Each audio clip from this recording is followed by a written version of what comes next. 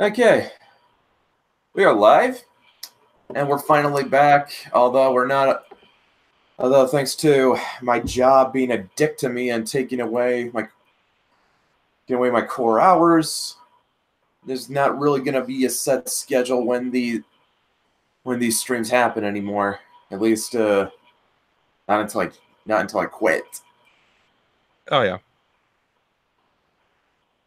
It's just Although I'd have to say that maybe we should consider the idea of doing taped podcasts in the meantime for a steady schedule. so. Are you talking like pre-recording them and then just uploading them later? Yeah, at least until everything gets all sorted out with your job situation.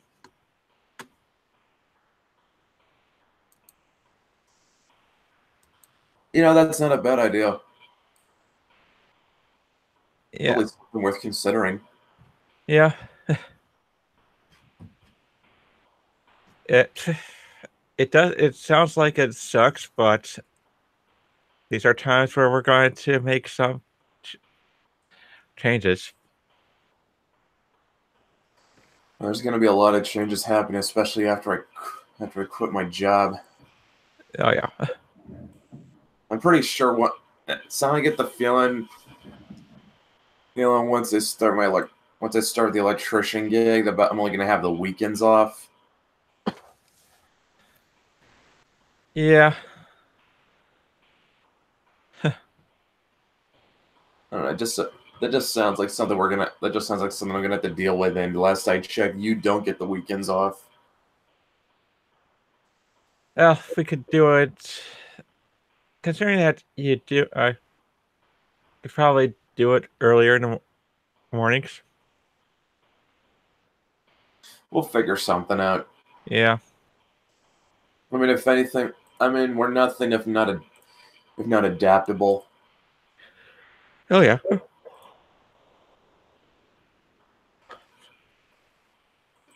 It's kind of a shame nobody's watching us right now.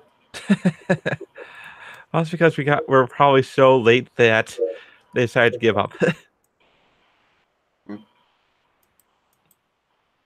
mean, we're late I stream. That I'm accepting responsibility for because as I overslept. Yeah. It is what it is.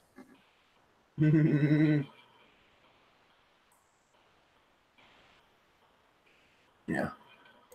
But it's really funny how it's funny how much of a trash fire Twitter is. Especially when you've got people accusing a Japanese property like Attack on Titan to be Nazi propaganda. Huh. Why aren't they going after Angel Cop then? That one you could legitimately make a case for being Nazi propaganda. Because they're dumb. They're only going after what's popular. Yeah, I'm just saying, SJWs, if you want to attack an anime for being Nazi propaganda, you should be going after Angel Cop because the script actually blames all the conflict of the movie. Well, no, it's not a movie, it's an OVA. It blames all the conflict of that OVA on the Jews. Well, one thing that I can say, I really can't wait until they start going after Blade of the Immortals because of the Manji symbol on the main character's back, because it looks like a swastika. They're gonna go, oh, he's a Nazi. No, he's not. It's long before the swastika and the character Manji are meant to be spiritual symbols. The character Manji is there for the reason, for the fact that the main character is immortal. the character Manji stands for eternity.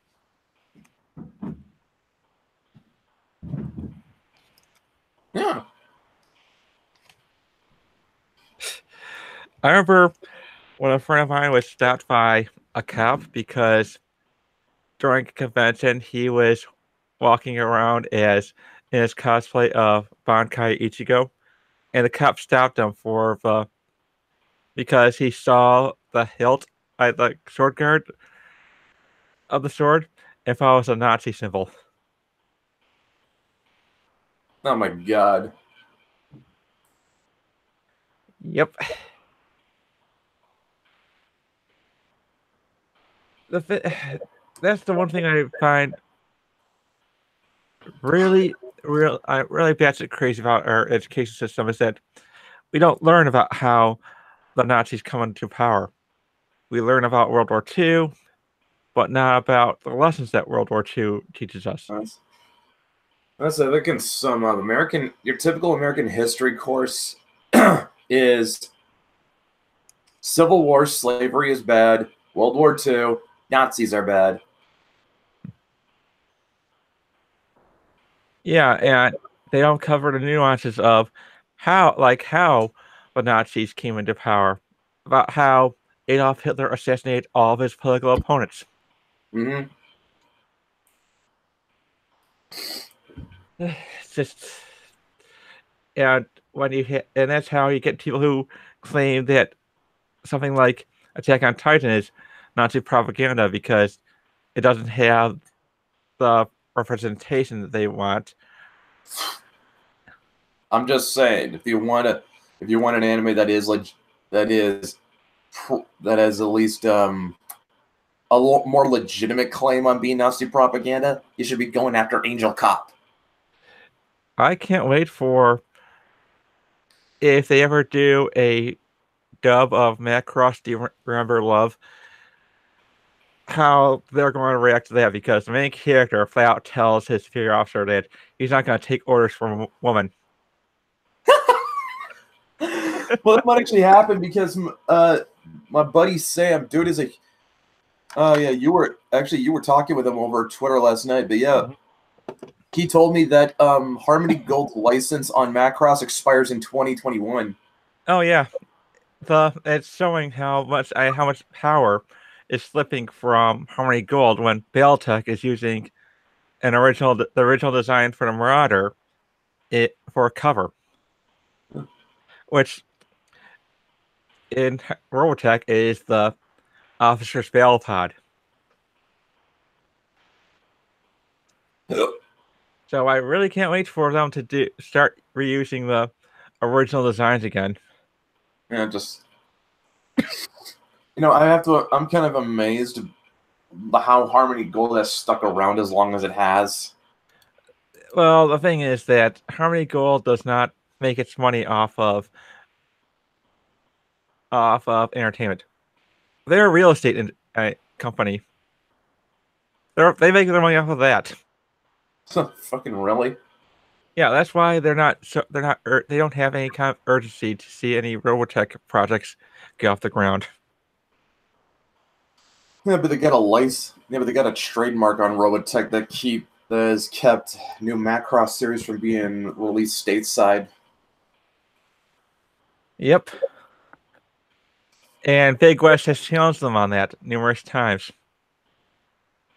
And as it turns out, Harmony Gold does not have the ability of I2 block it. It's just that Big West is keeping it from going because fuck you, Harmony Gold.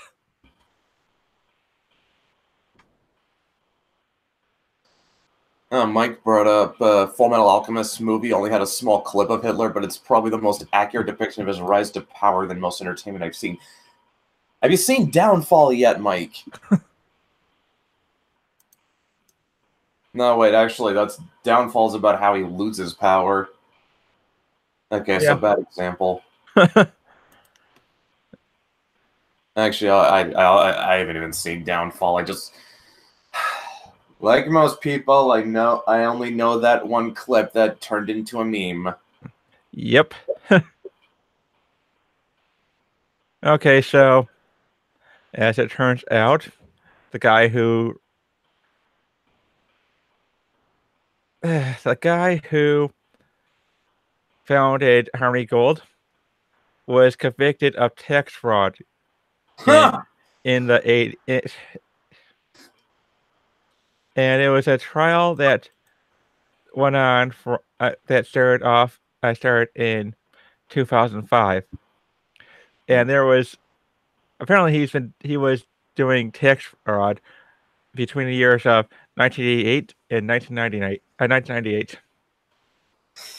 Of course he was. And in 2012, he was sentenced to 3 years of punishment by an Italian court for tax evasion. Seriously. And yep.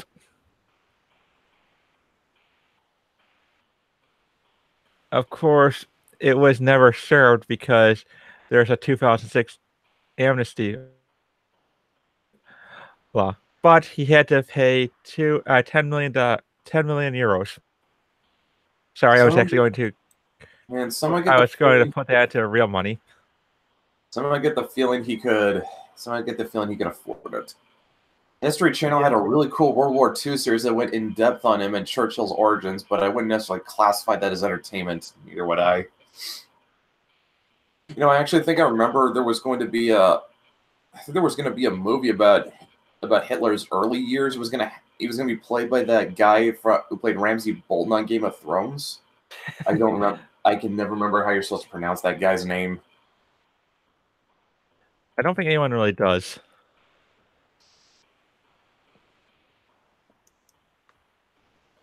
Yeah. But I think what?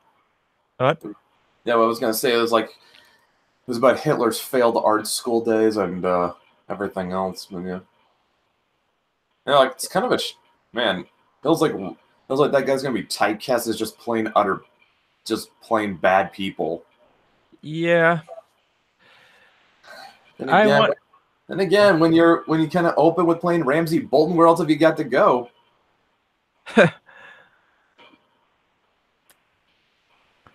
Yeah, I mean that's probably why the kid who played Joffrey retired from acting.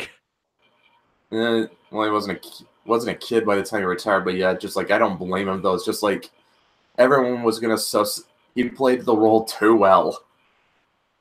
Yep.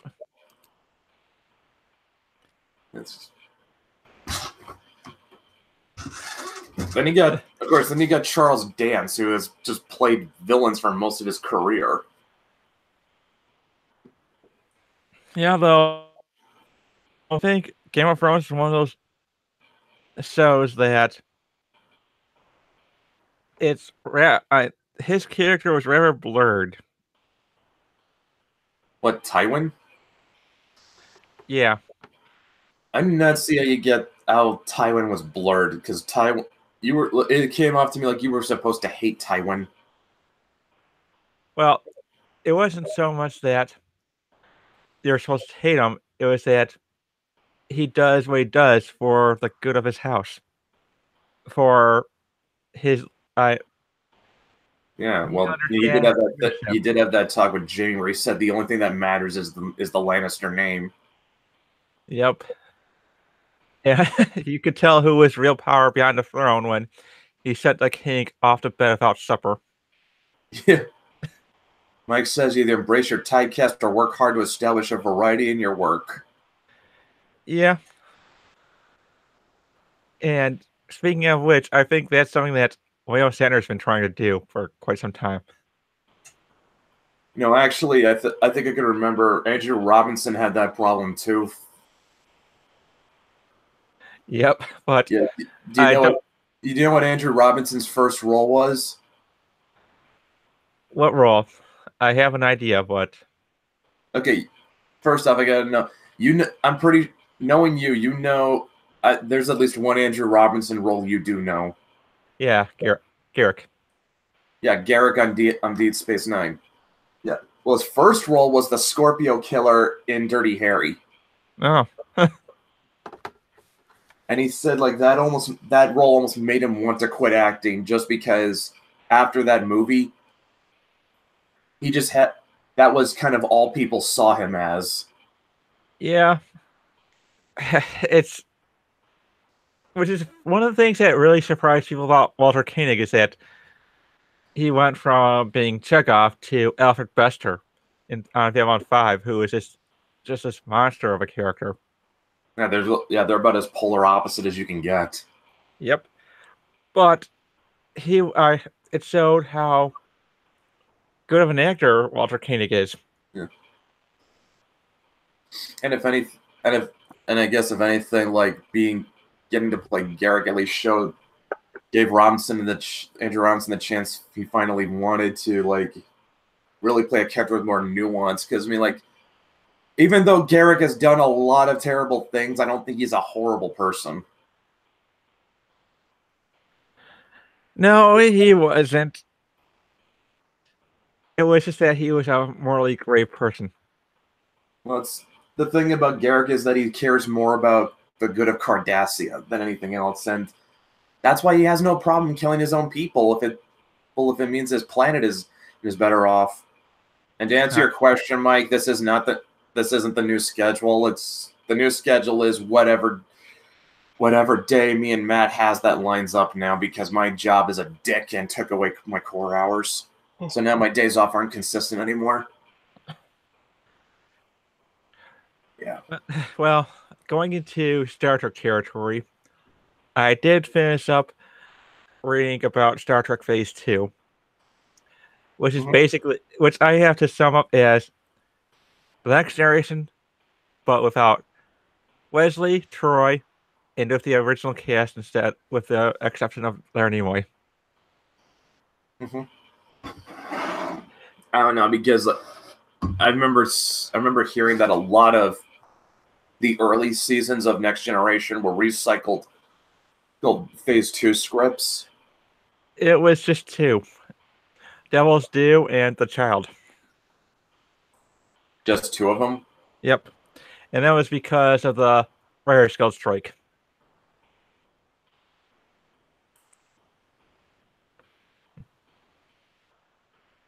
But it goes to show that the Phase 2 wasn't a cast grab as much as it was going to be an actual series.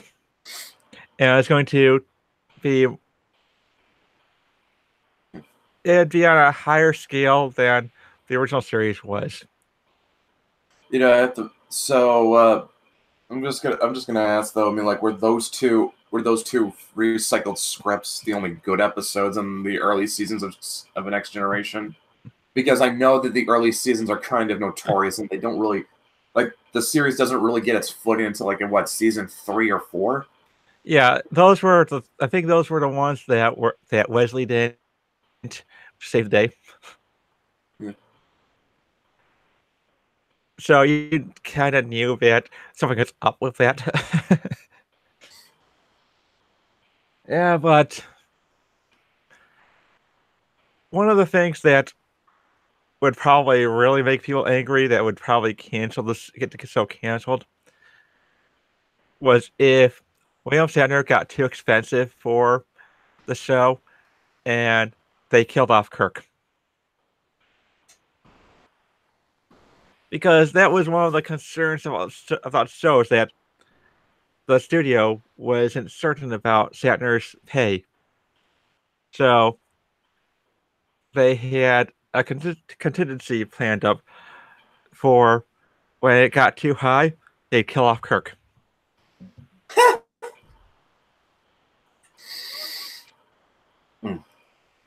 Yeah, and I don't think that would have gone over so well.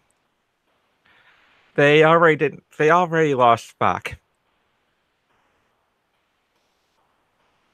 To have it just be McCoy on a show with in a way it probably would have done better for Uhura, Scotty, Sulu, and Chekhov, because you don't have the big 3 to focus on. So they could probably do more with those characters.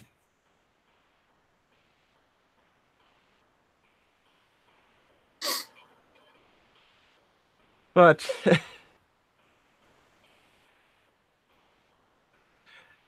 the opening pilot for Phase 2 was going to be a TV movie, and it was essentially Star Trek: The Motion Picture with some changes, such as the new Vulcan character, Kirk's bitterness over the new Vulcan character not being Spock.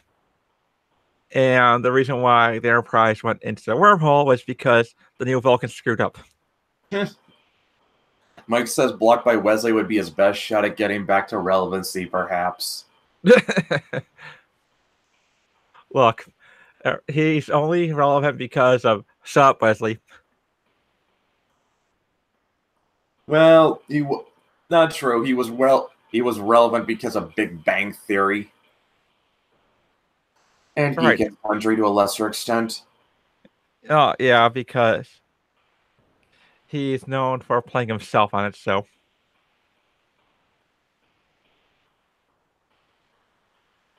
Which I'm saying that he's an asshole. Yeah. You know, probably about the only time I actually found myself liking Sheldon was when in that episode where he, fuck, I don't even remember. All I can remember is that he wrote down on some kind of form, "Die Will Wheaton die." And it's about the only time I found myself actually agreeing with Sheldon on anything. Yeah. I fucking hate Big Bang Theory. I hate the fact that they made a prequel series for that show. You want to know what? Big Bang Theory was essentially Friends for millennials. With the addition of, these are supposedly nerds. No. The reason why I say that is, like, I say Big Bang Theory was Friends for millennials because it appealed to millennials the way Friends appealed to Gen Xers. True.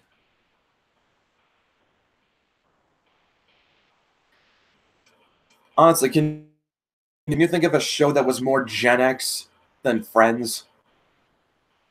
Nope. Yeah. I don't think I saw him in Big Bang Theory. I saw him in Eureka. Yeah, I saw him in Eureka too. And Eureka was actually a show that had a little bit of promise. It was just a little bit too gimmicky for me, though. Yeah.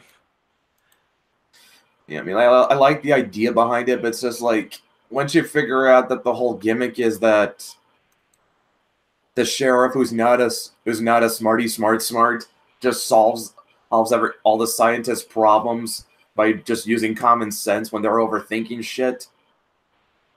It's like, to quote Zach, I get it. We get it. The scientists are dumb at certain things. No. It's more like, I get it. The scientists overthink everything. Yep, that too. Yeah. Well, at least, there's some good news about today. Yeah. You're gonna get more material to advertise changing off of since The Chilling Adventures of Sabrina returns on April 5th. I liked Eureka the Sheriff was the best part for me. It's just like, look, I'm not gonna knock you for liking it, Mike. It's just that I have this thing. Like, when I figure out a show's gimmick, it just loses its appeal to me. To be honest, I think they had the actor who plays the sheriff. He was cast well. Yeah, like I said, like I said, I'm not gonna knock Eureka. I don't think it was a bad show. It's just like, once I found out the gimmick, once I figured out what the gimmick was, it's just like, okay. It was the same problem I had with Phineas and Ferb. Yeah. When I when a show when I can figure out a show that easily, like because someone needs to explain, like seriously, someone needs to explain what the appeal of that cartoon was to me. It was the same show every episode. Well, I think I was too old to actually like that show. Yeah. I don't think you were knocking me, Brett. I don't expect a lot from you. I'm glad I don't disappoint. Yeah, it's just like, yeah. Yeah, like I said, Eureka was good show, has a good premise. It just lost its appeal for me once I figured out what the gimmick of it was. Yep. Well, the actor who played the sheriff was on the podcast Disaster Piece Theater to discuss what Eureka might have looked like if it had been directed by Michael Bay. Not gonna lie, I actually kind of want to see that. Oh boy. Look, I know Michael Bay is one of those people that it's cool to hate on, but honestly, okay, look, people hate on Michael Bay mainly for the Transformers movies, but he didn't even really want to make most of them. Because here's the thing. Well, he was trying to get out of all of them. Okay, yes and no. Do you know Pain and Gain? Yep. He wanted to make that movie, but the studio said, okay, you want to make Pain and Gain? Make us 6 more Transformers movies, and you can make your passion project. Yep. So he just phoned it in just so he could actually make the movie he wanted to make. Yeah. Honestly, though, I think there are certain times. So there are directors who have the ability to do certain things, such as with Michael Bay, it was all about the gimmick portion for action movies. Mm-hmm. With Zack Snyder, he can do choreography very well. If you were to I think one of the things to do to solve how bad movies are these days is to have different instead of having one director, split them up into a team. Yeah, one guy directing the choreography, one guy directing the VFX, one guy directing the story, and another directing the actors. Because there are some directors are just so specialized that you just go, well, no wonder people didn't enjoy that film. It fell apart because the director is not good at a certain part of it. You're making it sound like it's becoming a case where one hand doesn't know what the other's doing. Pretty much.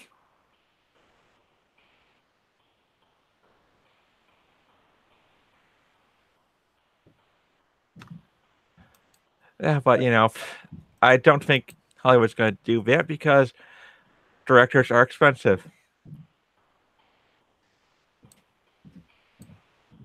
Really? Oh yeah, how much do you think Michael Bay costs for a single movie? Point taken. I mean, you add that up with the actors, and no wonder the screenwriters get screwed over on money.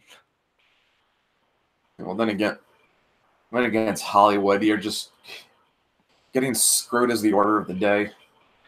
Yep.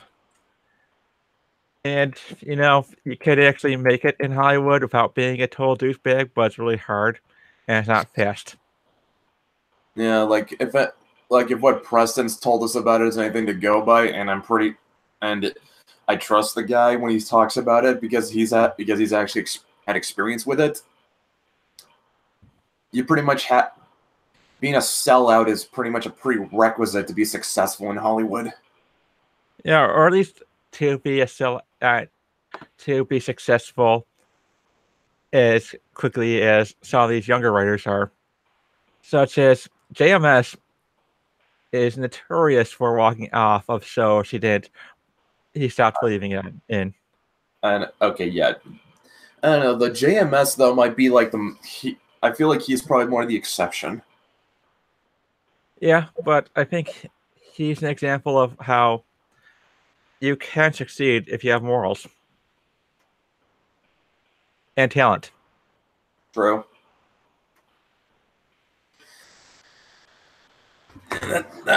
That is true. I'm not gonna disagree with that. And God knows he probably he's probably still making money off Babylon 5 to this day. So I'm saying no, he's not. really, what? WB screwed him out of the money. Fuck. At least they own a royalty check at least. They told him that they were in the red. That it costs more to market the show than it was. Wasn't Babylon 5 notorious for staying under budget? Yep, and they also had a rule about whether or not you got to stay on. You had to have at least an 18% increase from the previous season. And Babylon 5 got 5 seasons.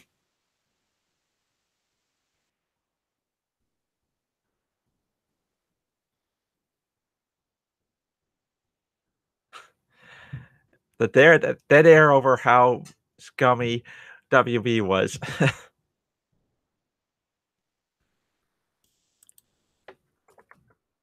Or it could be that you're just lost connection.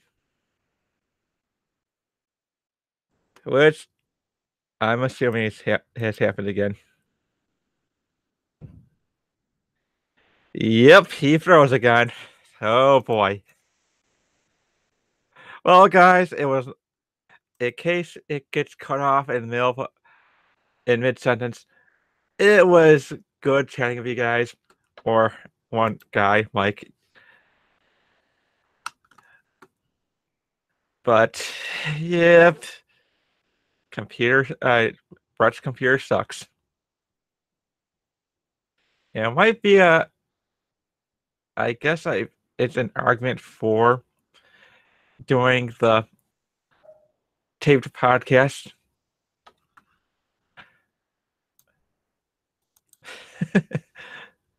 Yep, I know I'm still on. It's still live. I'm on a Google Hangouts and Mike. And but how long it'll be, because Brett's hosting the stream, is anyone's guest. Why did I say guest? Okay, where did we leave off before my computer froze on me again? Oh, we were talking about how scummy WP was for cheating JMS out of. Oh yeah, and I remember, I think where my train of thought was going was that he strikes me as a guy who invested his money smart. Yeah. Oh, and he was so busy on Babylon 5 that I don't think he spent any money during that time period. Well, at least not spent it wastefully. Yeah, because he wrote 92 out of 110 episodes, and he was overseeing production of the show. Mm-hmm. So it's just, I'm pretty sure, like, he just, and I'm also, somehow I get the feeling he just, like, okay, did he find out that WB screwed him out of money after the fact or during? It was after the fact. But he said that he has been on record where he said that even though they screwed him out of money, they left him alone on the creative process, and that was the most important thing for him.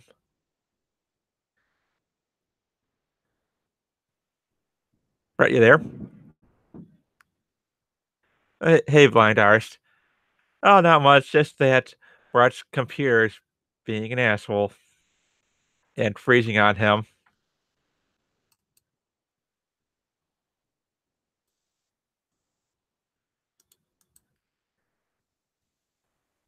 I feel like we need technical difficulties music right about now.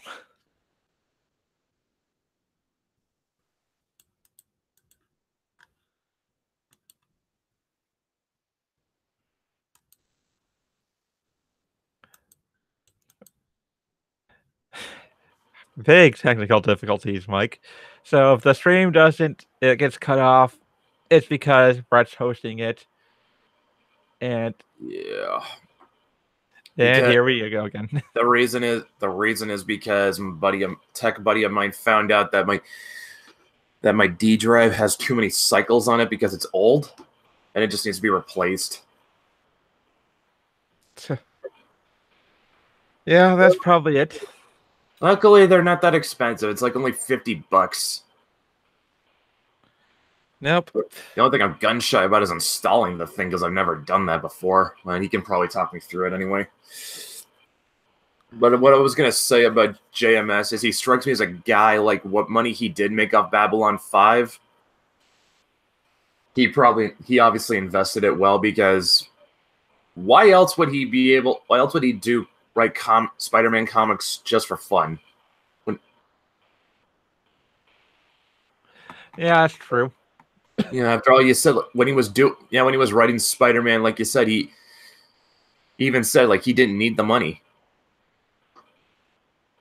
Yeah, he could be making. He said he could be writing movies for thousands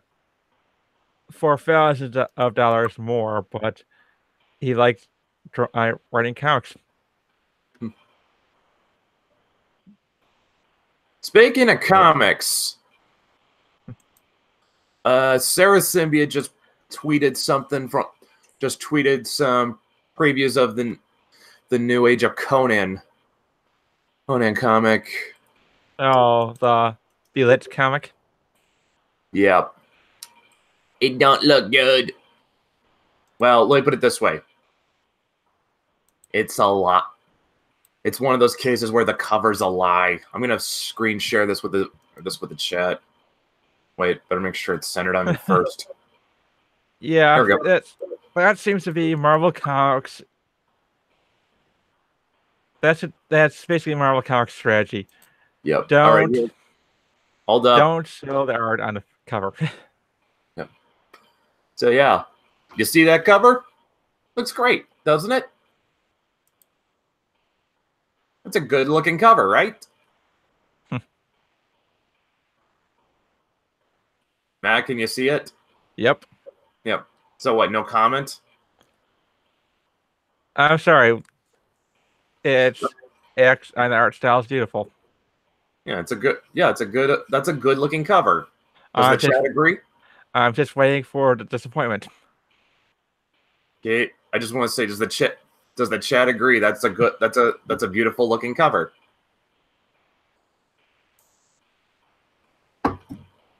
This is why you've got to check, Matt. Yeah, they're not answering. They're taking their time to answer. Yep. There's probably it's got to be a delay. Yeah, and they're saying yes. Yep. Now here's the interior.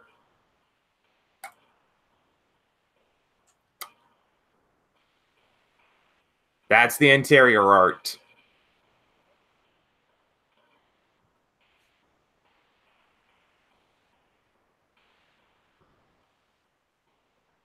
I mean, it's not awful, but yeah, it doesn't look as good.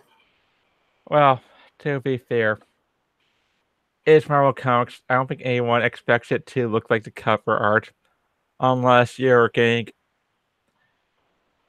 something from one of the top tier Top Cow artists. Yeah. And that's saying something if a company like Top Cow is getting better artists than Marvel Comics. Fuck, we're getting better artists than Marvel Comics. Yep.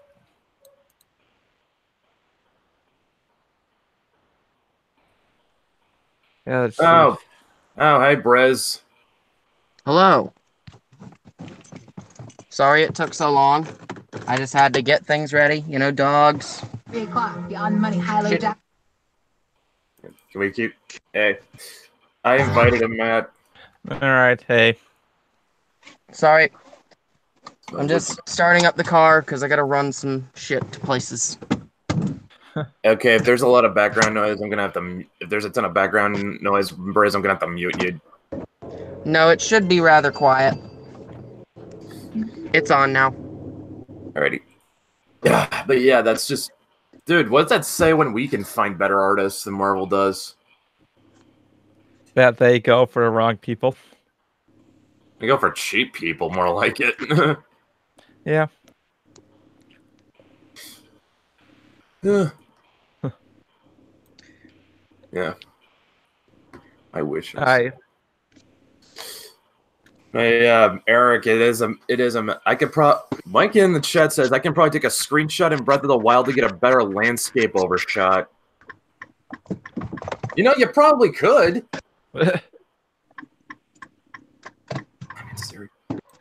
Yeah, when you were, before you walked in, Briz, we were someone over Twitter tweeted a preview of the.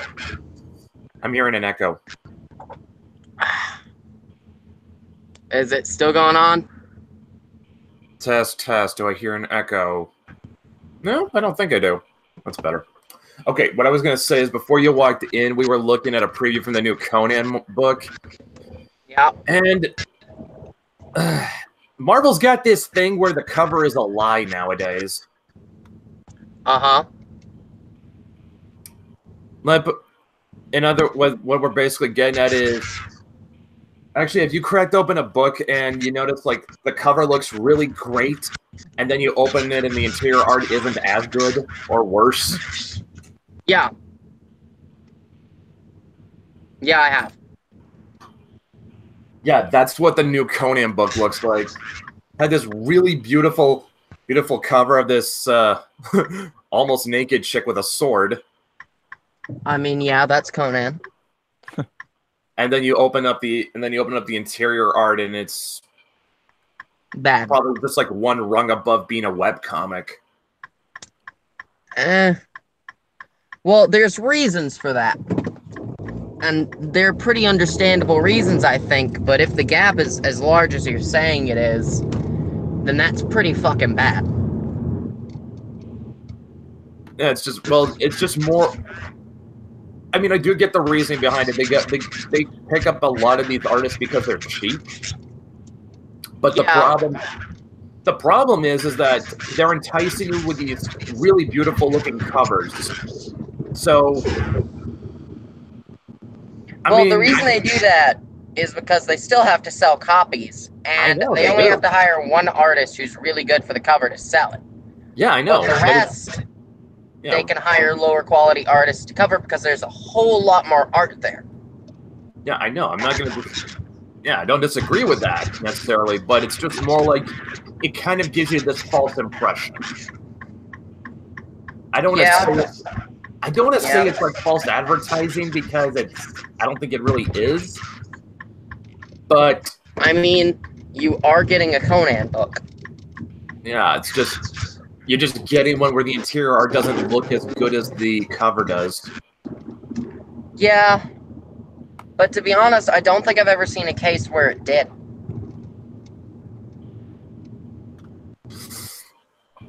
And Matt just posted an example of Top Cow being able to scoop up the interior artists that are as good as the cover.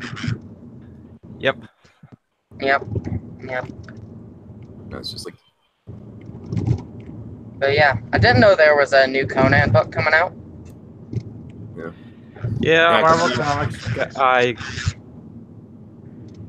They got the license back from Dark Horse, so they're now milking it for all they got.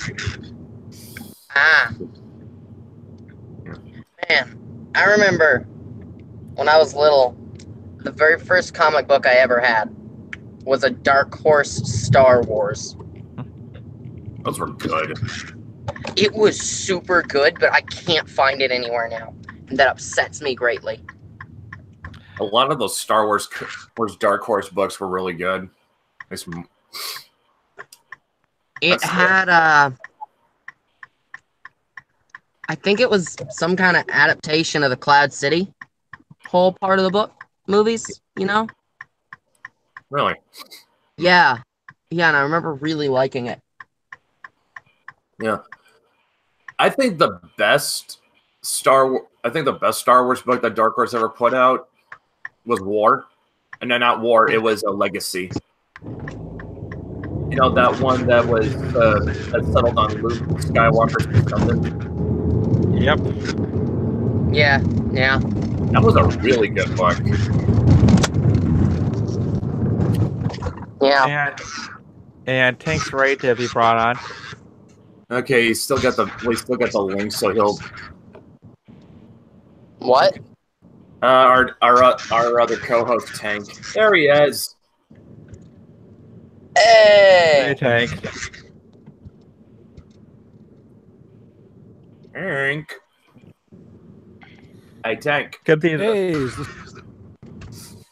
Oh, okay, good. He's good. We have the South. We have our African in back. Well, Afrikaner, but what's the difference? But speaking of Tank and that PFP, the Black Templars are by far the worst of the Imperial Fist successor chapters, and I will not relent on this. I actually like the Black Templars. They go too far, in my opinion. well, it fits with the character from a story. He's hard-headed.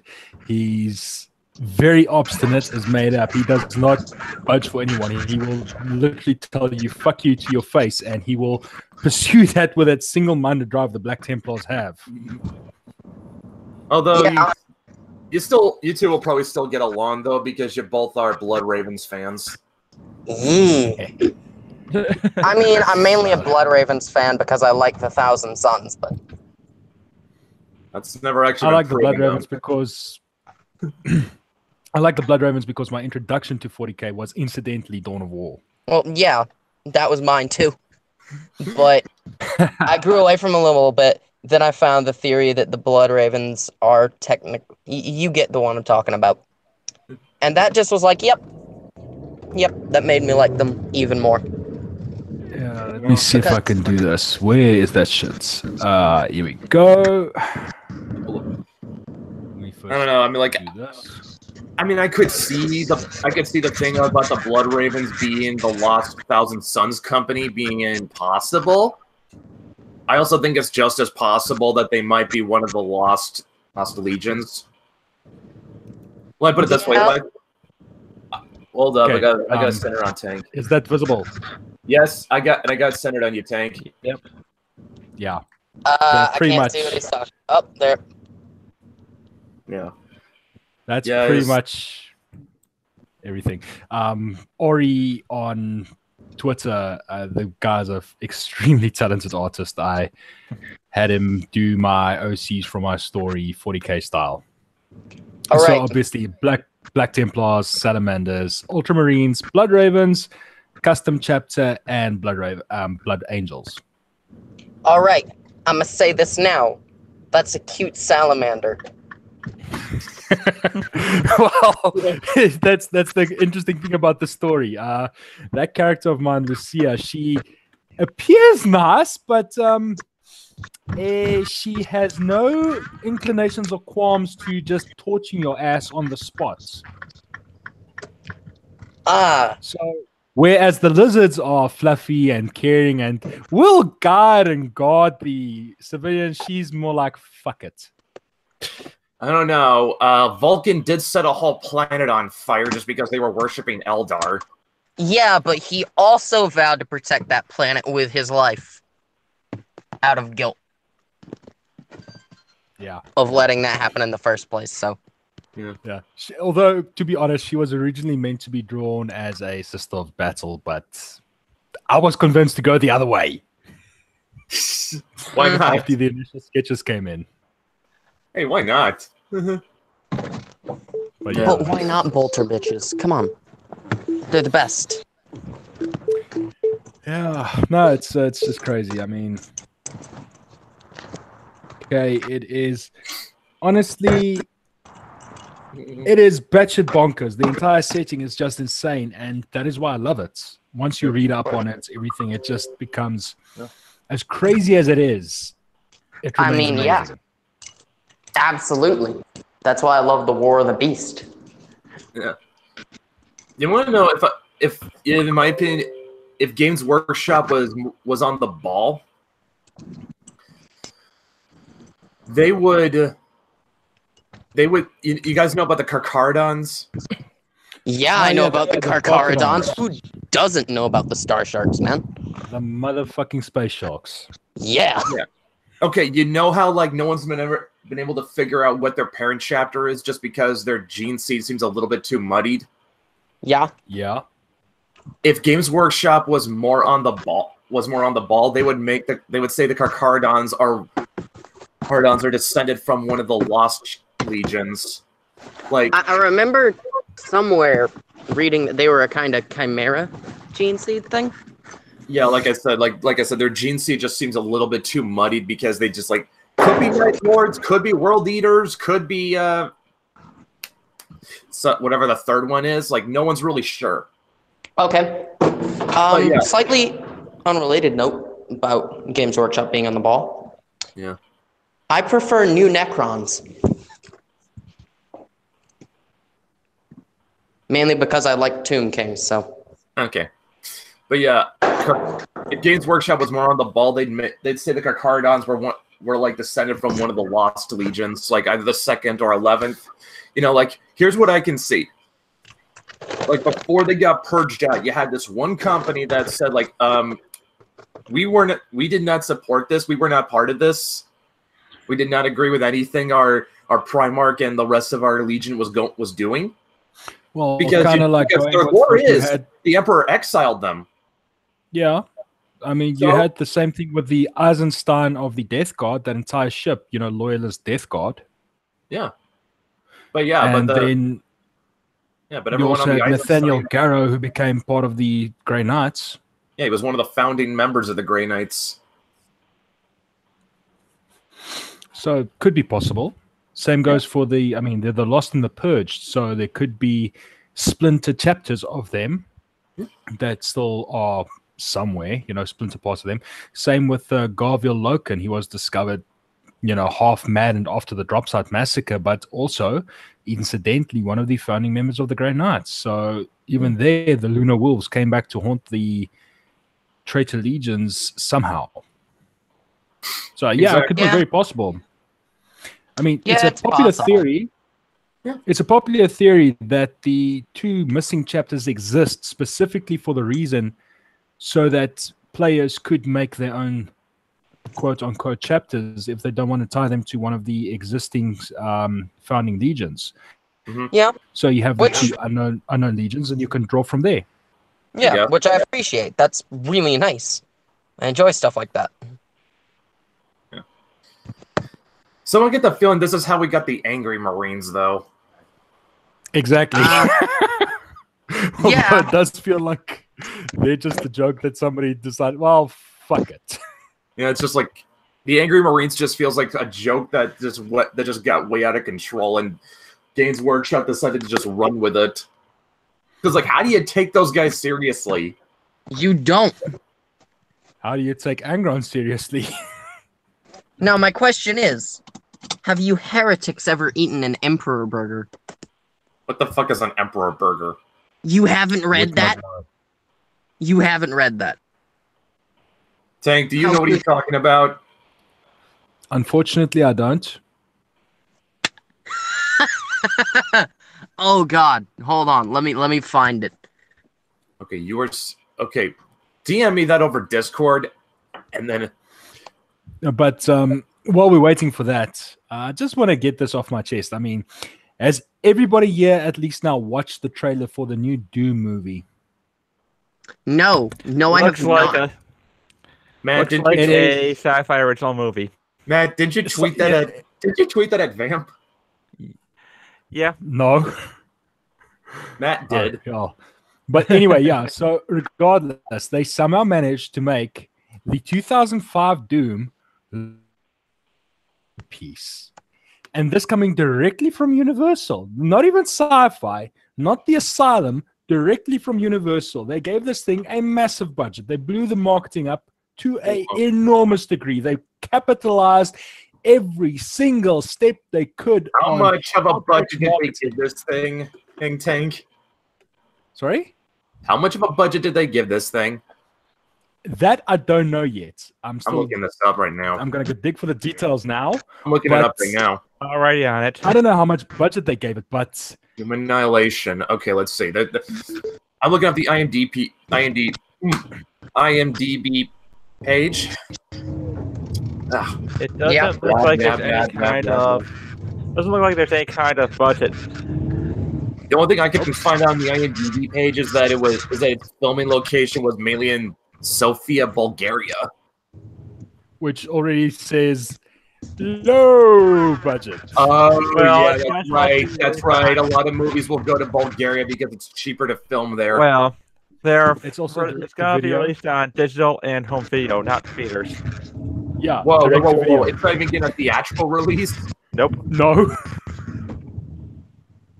Well, I don't know about y'all, but I'm excited to see how far this shit show goes. I'll probably watch it just to see how much, because let's be honest, I'll be 100% honest. The original Doom movie starring The Rock and Carl Urban, it's a bit of a guilty pleasure. It honestly is. That first person sequence just nails it. It's just amazing. But it's got no right calling itself a Doom movie, but you take it on its own terms. It nails the fun factor. Let me put it this way: it's a good sci-fi action movie. At least, yeah. Oh, Brett, I sent you those things. We're checking right now. Okay, so from the looks of it, they went with a mixture of Doom lore. I'm just going through the cast here. So, main actress Amy Manson is playing the Girl Marine, Joanne Dark. And we've got Dr. Malcolm Betruger from Doom 3. Oh, shit. Now, the thing Britt sent me is from 1D4chan. It's a creepypasta. It's a copypasta. No, there's another thing beneath that. But yeah, so...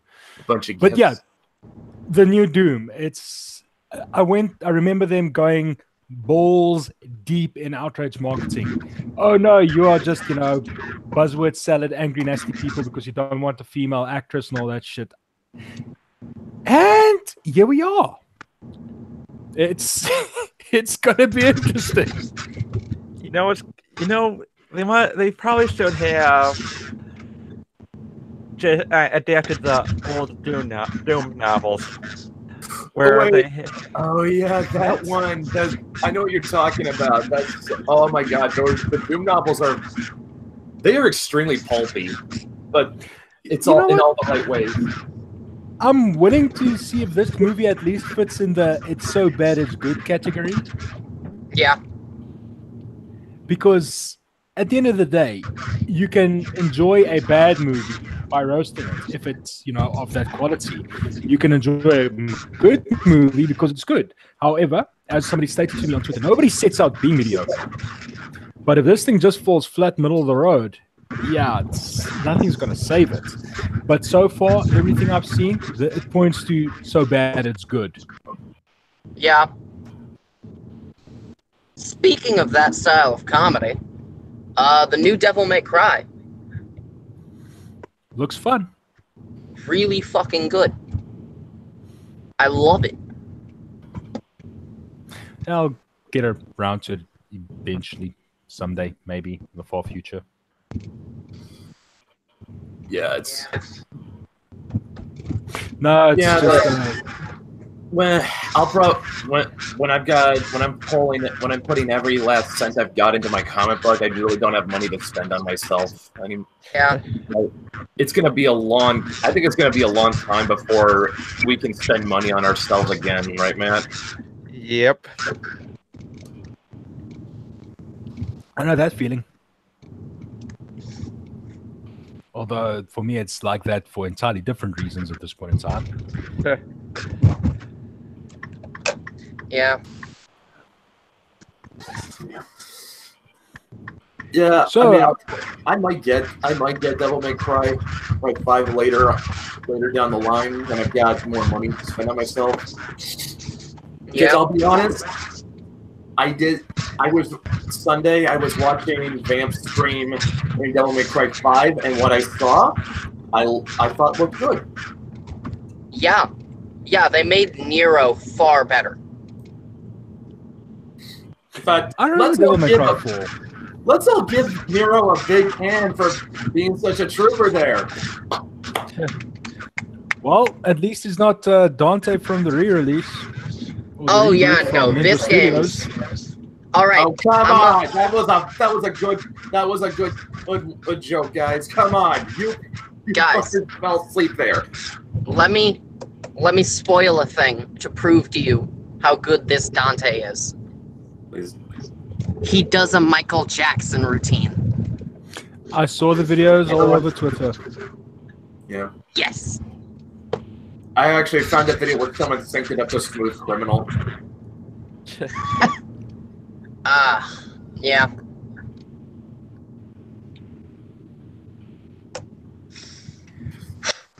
Yeah, what a... Come on. Guys, I say let's give him a big hand, and you guys have nothing? I clapped. My phone just didn't pick it up. My mic know, got you're- noise cancelling. Okay, let me point never something out that you probably saw from the trailers. But Nero is the purest individual I've ever seen, and he must be protected. Well, you shouldn't have said that. Listen, a dude wearing a big coat shambles up to his garage, and he asks if he'd like a seat at the table. He gives most of his money to an orphanage. He's a pure boy. I'm gonna One of the new arms he gets is literally a vibrator for Kyrie, but Oh God. you knew about this, Brett. I showed you this. I know. It's just something I think I would have been better off never knowing. I mean, well, you do now, Brett. Oh, well. You know, Shit I'm happens. I am still gonna stay salty that you guys had no follow-up to that joke, because that's gold. Vamp at least had the perfect follow-up. Oh said my you god, I just got it. Ah, god damn it. Fuck you, Brett.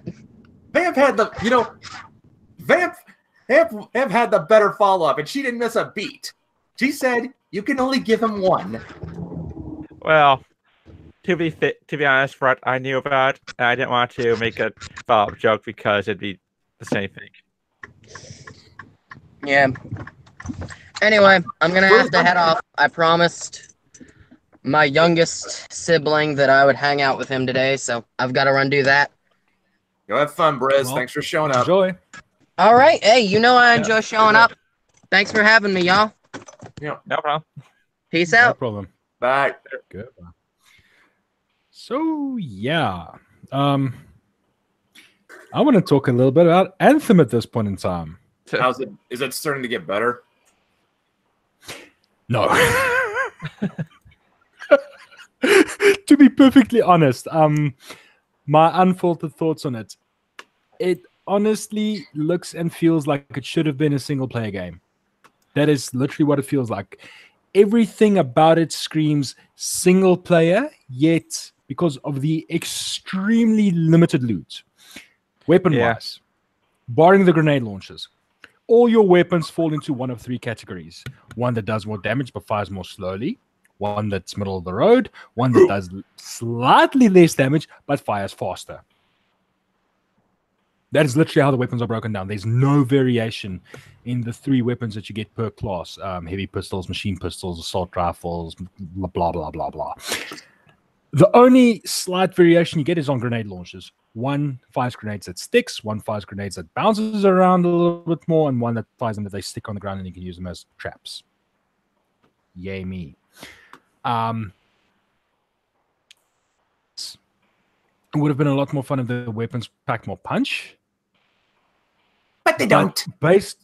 No, they don't. I mean, literally.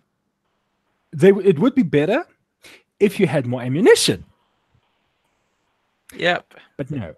No. To be perfectly honest, so you run around in the Colossus, the heaviest armor.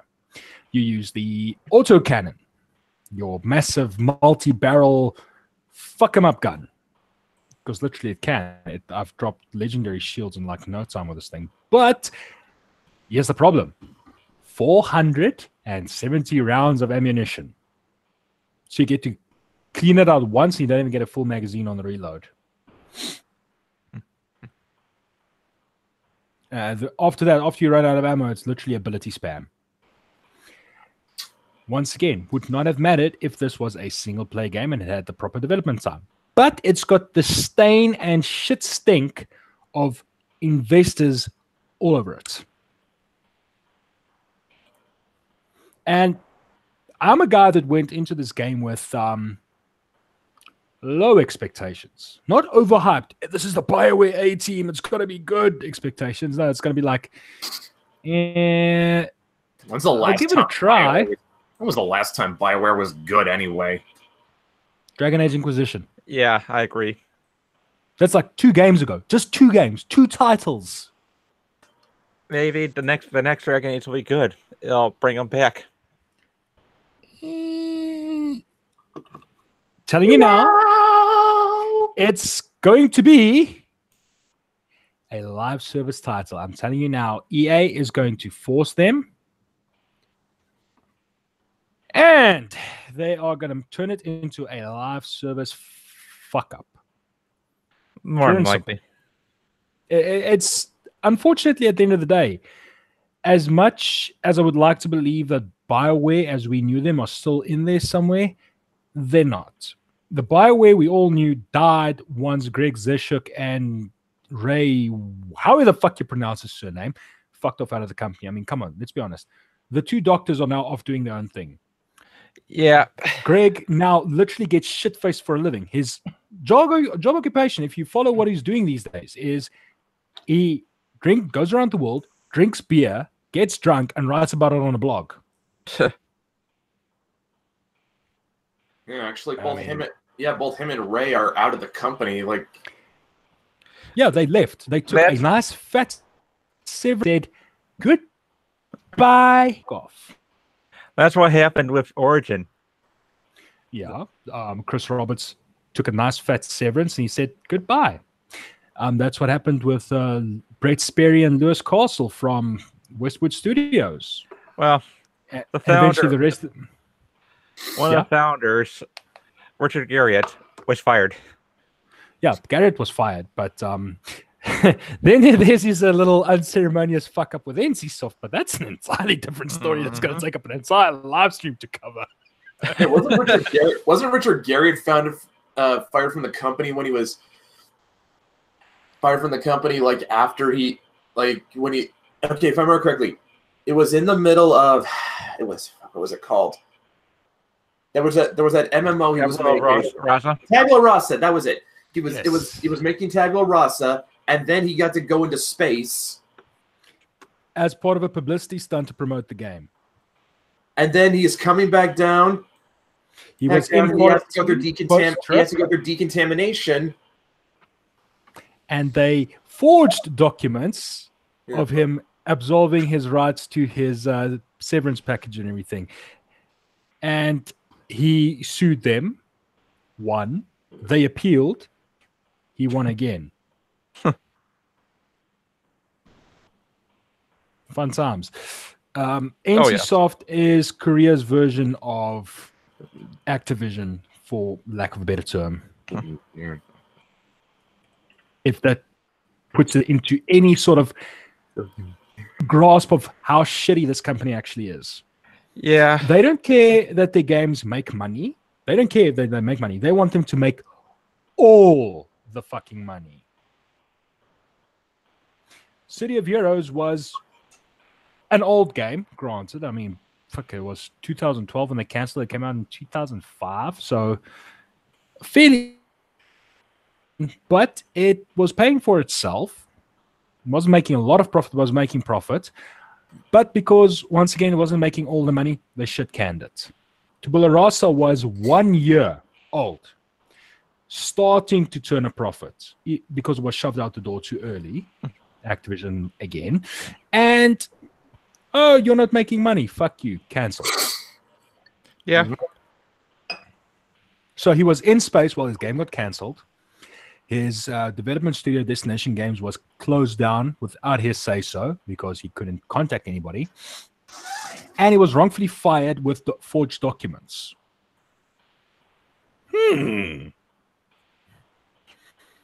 Probably a conspiracy. No conspiracy. This shit actually happened. Proven. No, I mean, like, Yeah. I feel like there was a conspiracy to get rid. Like, they were just waiting. Like, they were looking for an excuse to get rid of him. Yeah, so if you go back in time when you look at where everything was from the original design documents and everything, Tabula Rasa was originally meant to be some sci-fi fantasy hybrid, complete with unicorns and shit. Then they brought Destination Games on board because this was an internal development, if I remember correctly. I might be speaking under correction here, but then when Richard Garriott took over, it switched setting-wise from the sci-fantasy setting to a much more semi-hard science fiction franchise. So magic is not so much a ability than it is the fact that you understand the creation of the universe. You understand the fabric of creation through the runes and shit that you have to learn learn the spells and stuff. Didn't it like move over to like shit like psychic powers and shit? But to understand the psychic powers, you needed to go around the various planets and learn the various runes and everything. Otherwise, you wouldn't be able to use these abilities. So that's how that all went down. Quite interesting. The original game probably would have been better in Korea, for lack of a better term. But as it stands, the fact that for a more Western audience, it would not have been very successful.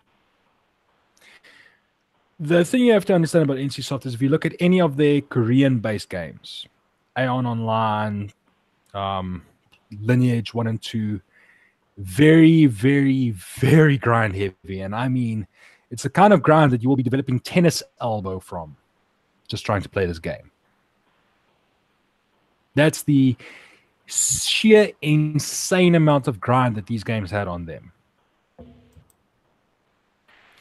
Then you play a more Western title that they have under their command, like, say,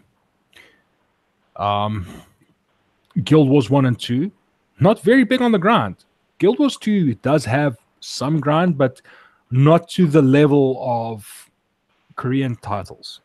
Same goes for anything else. I mean, if you compare the grind in, say, the more popular Korean MMOs, like what's the damn thing called? Crap, I forget the name. But anyway, was this like at the time back when like World of Warcraft was starting to really perfect MMOs? The problem is World of Warcraft never really truly perfected MMOs. In my opinion, and I've played quite a few, World of Warcraft is the furthest away from a good MMO as you can get. Really? In my opinion, yeah. Because the only reason it's good is because it came out at exactly the correct time. It was the perfect game at the perfect time, and it capitalized on a group of people wanting more. There are much better games in the MMO genre that came out, but because at that point in time, because World of Warcraft established itself as well as it did, look, it's by no means a bad game, but it established itself at the correct time, and from there on, every single MMO that was released thereafter was the fabled killer of WoW.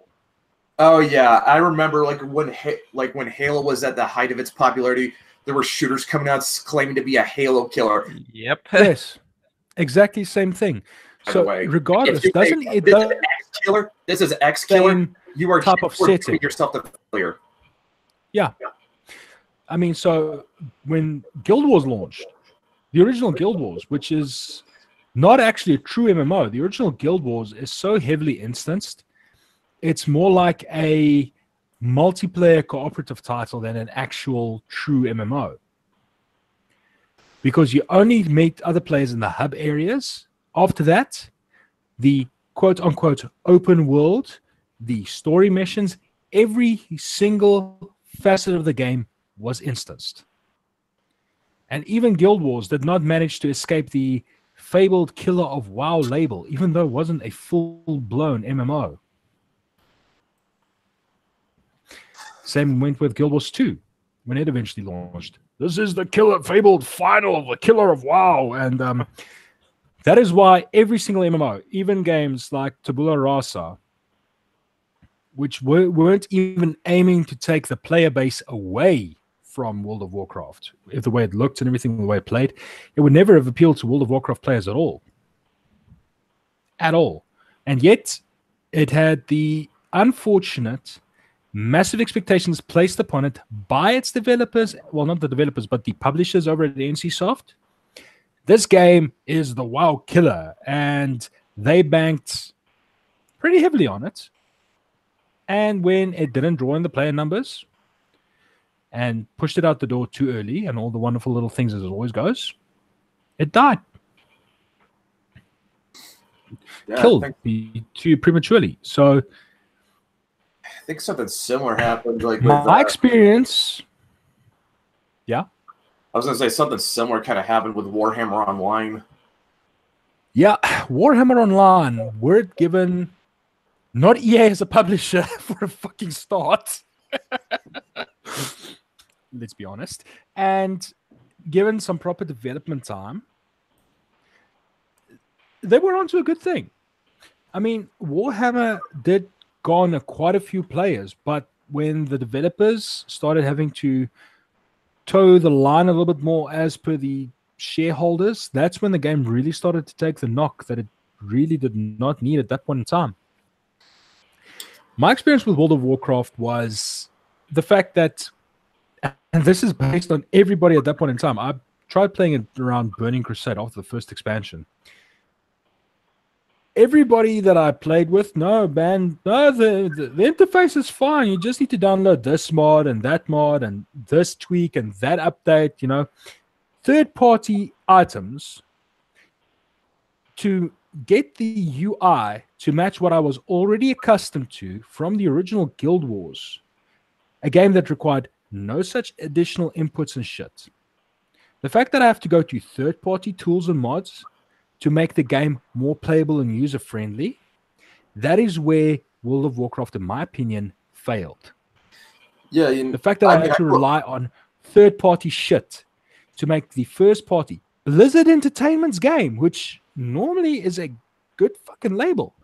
I'm sorry, I have to use third-party shit to make it work better? Go fuck yourself.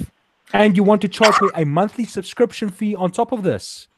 I just went back to Guild Wars, which was buy to play and no addition. There was no microtransactions or any sort of shit in Guild Wars. I had a more complete experience. I had more fun. At the end of the time, when I stopped playing Guild Wars 1, I sunk over into 12 characters, all level 20, nice gear, quote unquote, as it was for Guild Wars because it was more skill based, over 3,800 hours into the original Guild Wars. Damn, that's like almost a year. No, that was across 6 years. I'm just saying, all in total, that's got to be like a year's worth of gameplay. Yeah. And I only forked out money again when it came to the expansions. And that's where it was. I didn't spend a single cent on a subscription fee for it. So, but that's my experience. People who played World of Warcraft may have enjoyed it more. Their mileage may vary. But to me, World of Warcraft is a grossly overrated title, and it also marked the start of shill media. Because if you're looking back at all the articles, everything, exact same bullshit rhetoric as far back as 2005, the same shit they're spewing today, trying to appease their corporate masters. Really? Yeah, or at least that's how I perceive it.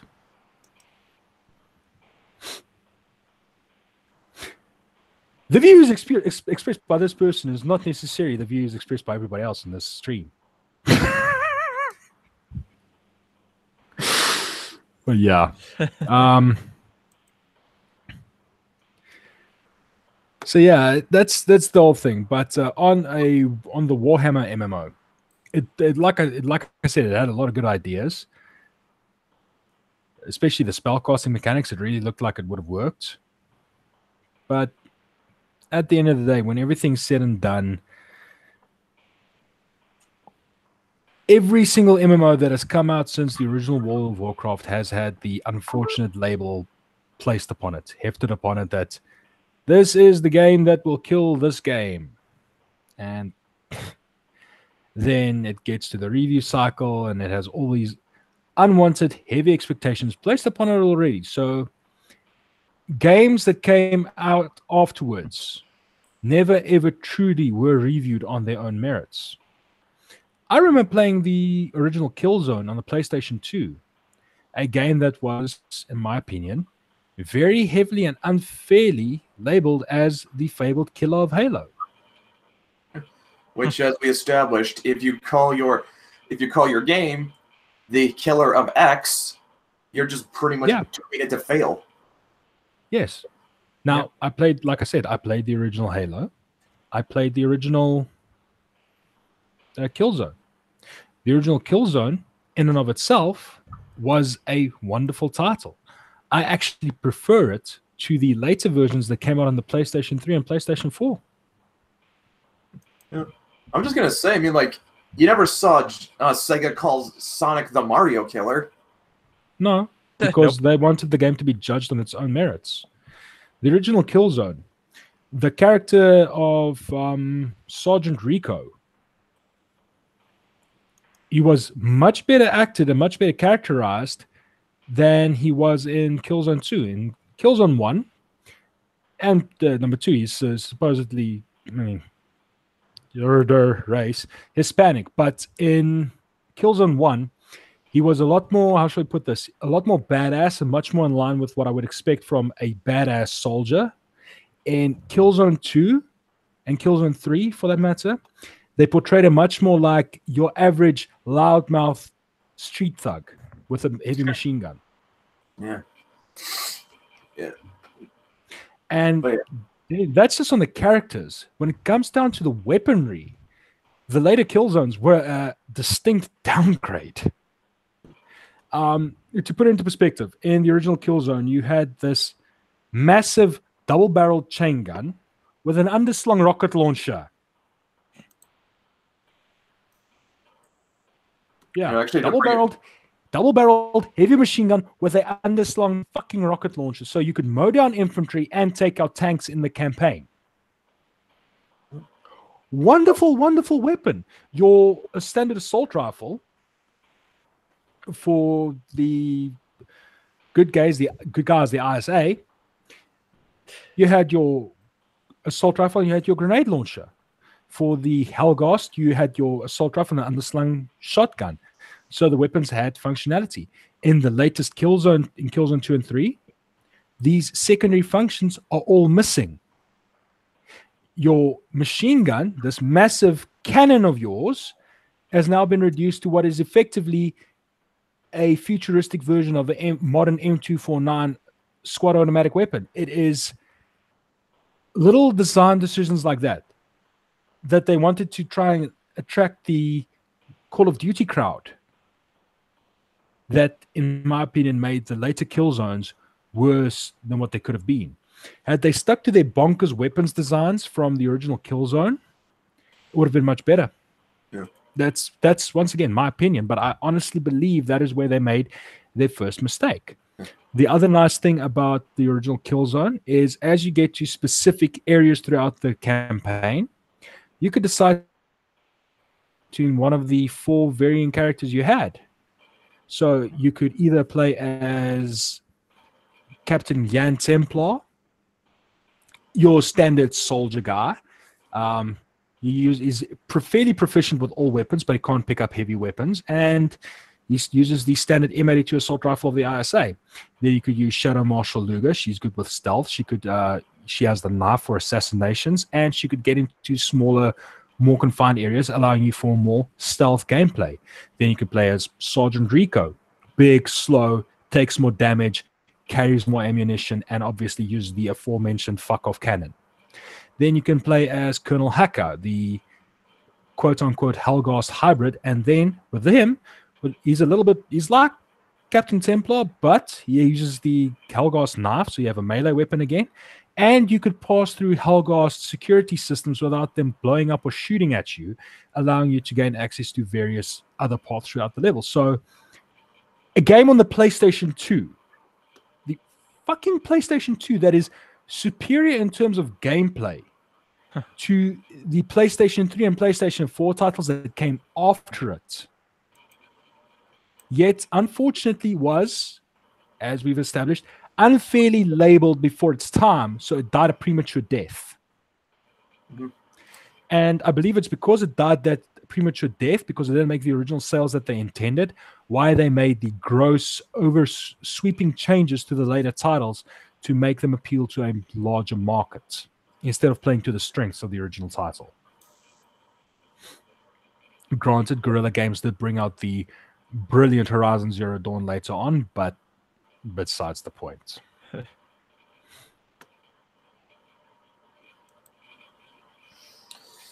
Just to bring it back to Sonic the Hedgehog, like I said, Sega was at least smart not to call Sonic a Mario killer. In fact, they didn't even market the Genesis as a Nintendo killer.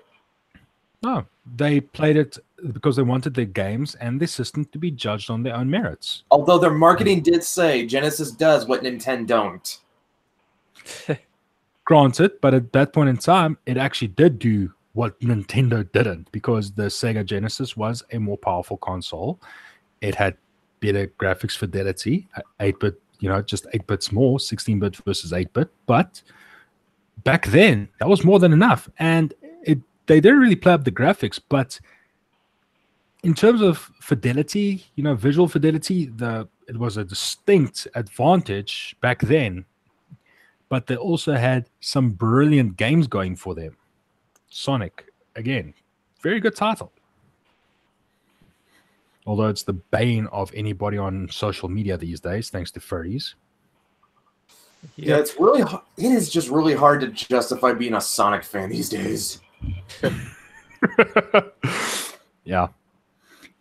But, and also while sticking to gaming, the news that Master Chief Collection is coming to PC. I've got a question now for people who own an Xbox.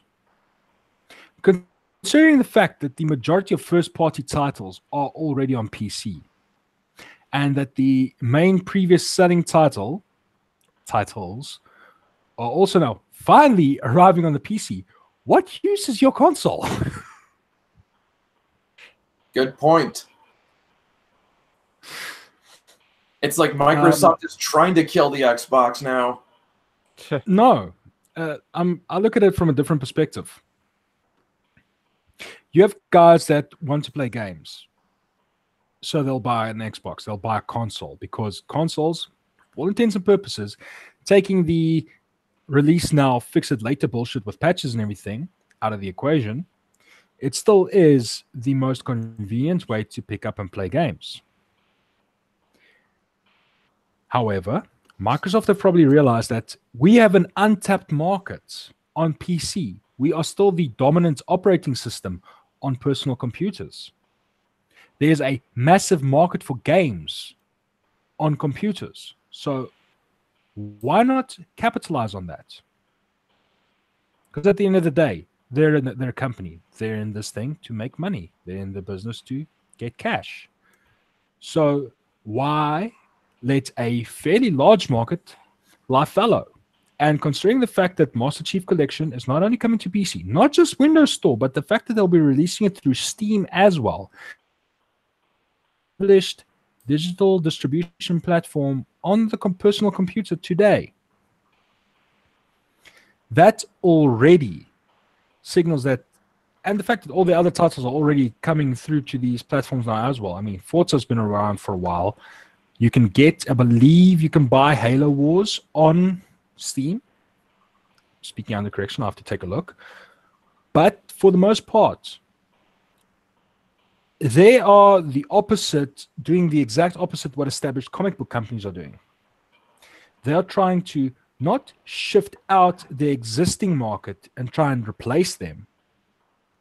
They're looking at, okay, cool, we have an established base here. We have an untapped market there. Why not enlarge our market and get more market share? Instead of Marvel, DC, these guys are telling us this, but they'll only buy from us if we do this. So instead of trying to entice the other guys to come in while keeping the existing base, they actively worked to push out existing customers to try and chase some unicorn demographic that is not even guaranteed, as is now proven with the massive shrinkage on the comic market. Well, like Zach said, these people don't even buy the comics. Yeah, exactly. They went on a hope and a prayer that these people would replace their existing customers to the point where, no, which they aren't. So they've taken a massive knock on their market share on the hopes and dreams that they might maybe get these sales back. But they don't. And to the point where all signs point now that Marvel will probably not be around circa 2021. There will be an IP farm for Disney. There will not be the Marvel that Stan Lee left behind. The Marvel that Stan Lee left behind wasn't even the Marvel he made, to be honest. But they were still their own company. To a degree. I suppose, but yeah, it's just like... Yeah, but I remember watching one of Zach's videos, and he talked about like how he had some chat from one of his insiders that how Disney is very strict when it comes to quality control. Not in the comics. Like, okay, let me put it this way. Say what you will about The Last Jedi, it does not look like it was made on the cheap. Nope. And that is why the fact that it didn't make as much money as previous Star Wars films really, really hurt them in the pocket to the point where they canceled any upcoming movie projects for Star Wars. Yeah, but here's the thing. So but here's the thing though. Disney is actually strict about a level of quality control. So you at least know what you have some expectation. You know what you're getting. You should have some idea of what you're getting. They have kind of more or less let Marvel sort of run wild, so to quote unquote. Like they let them run roughshod. They're not giving them as much oversight. Honestly, so yeah. Yes, Matt? I don't think it's a good idea to count on Disney because I think Marvel right now is doing what they agree with. It's possible. But here's an alternate theory. I think the whole thing is Disney has given them enough rope to pretty much strangle themselves with. And because they didn't have full control over the thing just yet. They were still, let's put it this way, Marvel was still too much of a wild child, as it were, unable to rein in. Now, it's reached the point where the old guard is effectively gone. None of the strong men, as it were, are around anymore. They've pretty much strangled themselves in terms of sales, not making money as they were. Now you finally have the point where it is now tenable for Disney to exert total control. Or at least get a bit more heavy-handed. And I A think bit it's more heavy-handed. Yeah, let me put it. I think like even though Captain Marvel is making money, I think they're starting to notice that the negative impact having to have on the movies. The negative aspect of their politics and everything is really starting to affect their bottom line. And let's face it, the House of Mouse, once the money starts dwindling, they'll be rather fast and hard on the retaliation. So just a little bit of speculation and theory crafting from our side on that. One of the first things that will go is any and or all. Doesn't matter if it's foul language, adult depictions, anything. They're going to tone this shit down and make the entire brand family fucking friendly. Nope. There will be nothing semi-adult oriented left in comics once this happens. They are going to turn it into pretty much another factory farm for them to push quote unquote family friendly fun out the door. I don't know. I mean, like what Zach speculates is going to happen is that they're going to close up shop in New York and move over to California. Also possible, but that's just the thing. So with that, where they're moving, it's going to be the whole total control aspect I'm talking about, which is good. I'm telling you now, none of the current writers will probably even be left there. They will probably somehow find a way to oust quite a few of these people. A lot of the current writers and staff will probably find themselves without work because they are, for a start, controversial figures which fly against Disney's established core values. So right now, in terms of them running rampant, I'm thinking it's pretty much a enjoy it while it lasts. Miss Amma bash cis people's heads opens with baseball bats and shit like that. Because your time is numbered. Anybody who harbors thoughts and shit like that and feelings, your time to act out is now, because after this move is done, anybody who expresses the slightest thing that would damage a family-friendly brand, I mean, look how fast they let James Gunn go. Oh yeah, he was. I mean, you can say what you will. You can say what you will about whether it was right or not, but yeah, they pretty much got rid of him on the spot. Than a fucking hot potato, and the same is going to go for anybody else. Once they have full control, quote unquote, over the comic side now, people like Mags, no, I'm sorry. As much as it sucks to be without work, your days of spewing vile rhetoric and bullshit is gone. You're going to have to learn to become a very, very cooperative little corporate drone as fast as possible. Someone get the feeling Sana Amina is going to be the first on the chopping block just because of how badly she has fucked the dog business-wise. Or Exactly. promoted. No. I think she's probably going to be. She's going to become what CB Cebulski is. A figurehead. The face. I don't know. Everything that the current position Marvel Comics found itself in, all happened under her watch. Because they gave her too much power. Yeah. Once this thing shifts over, and this is, like I said, this is just me theory crafting, spitballing, conspiracy theory, all that shit. I know. Once this thing shifts over like I'm thinking it's going to do, sorry about that, she's going to be in a much reduced position. She's not going to have direct say-so over what the day-to-day anymore. She's going to receive a paycheck. She's going to be wheeled out to do the talky bits to the press, but she'll have no direct control over the day-to-day.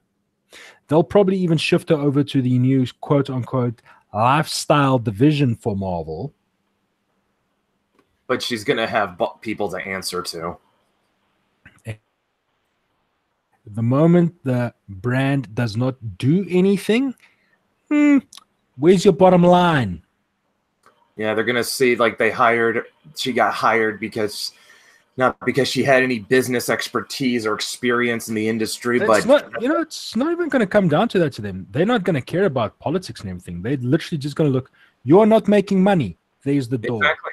Yeah, they're gonna like I said, they're gonna realize you were not hired, you did not get this job because you knew what you were doing, did you? And she's gonna meekly say, no, I didn't. Well, she admitted that on as many Yeah. interviews already. So that's not even going to be a factor. They're just going to point towards the articles and say, yeah, that was right. There's the door. Probably. Yeah. I don't know. Speculation. But that's what I think. Yeah, I don't know. Just like, I don't know. For some reason in my head, I see her head being the first to roll, just because someone has to take responsibility for this. Yeah, somebody's going to take responsibility, and if they're going to do it the way I probably think the other way that it's going to do it is they're going to look for a big head to roll to send a very powerful, very stern message of the price of failure. Yeah. Or something to that effect. Yeah, no. Like, I don't know. CB Cebulski's a company man. He'll say anything to keep his job. So I don't see him being out the door. Who knows? Maybe he's out the door with her. I don't know. Maybe Like he's the I said- wadding to line the cannon when they fire her out. Yeah, like I said, that guy doesn't have a spine. He's about as much of a corporate yes man as you could get. He will just He's a single celled organism. No spine. Yeah, they will tell. What will probably happen is the mouse will probably tell him either she goes or both of you go. Yeah, he strikes me as the guy that would not hesitate to drop someone under the bus. Yeah. Yeah. Yeah, because like I said, this is the thing in business is cutthroat, and when something goes wrong, somebody has to be there to take the blame. Yeah. No, well, here's the scapegoats. Now, just the question is, are we firing one or two? Yeah. Yeah, like I said, if I can find that video, I'll link it to you guys later. But what Zach was getting at in that video was that Disney is going to change Marvel, and not in a way that SJWs are going to like. No, they're going to make it more corporate. Yep. So not even fans are going to like it. It's going to be one of those horrible changes that you literally saw the thing. I'm going to reference a movie, Old Yeller. That final scene, yeah, that's pretty much what's going to happen here. Everyone has seen that. Yeah, exactly. That's pretty much the vision I'm getting in my head right now. Once the full transformation is complete, quote unquote.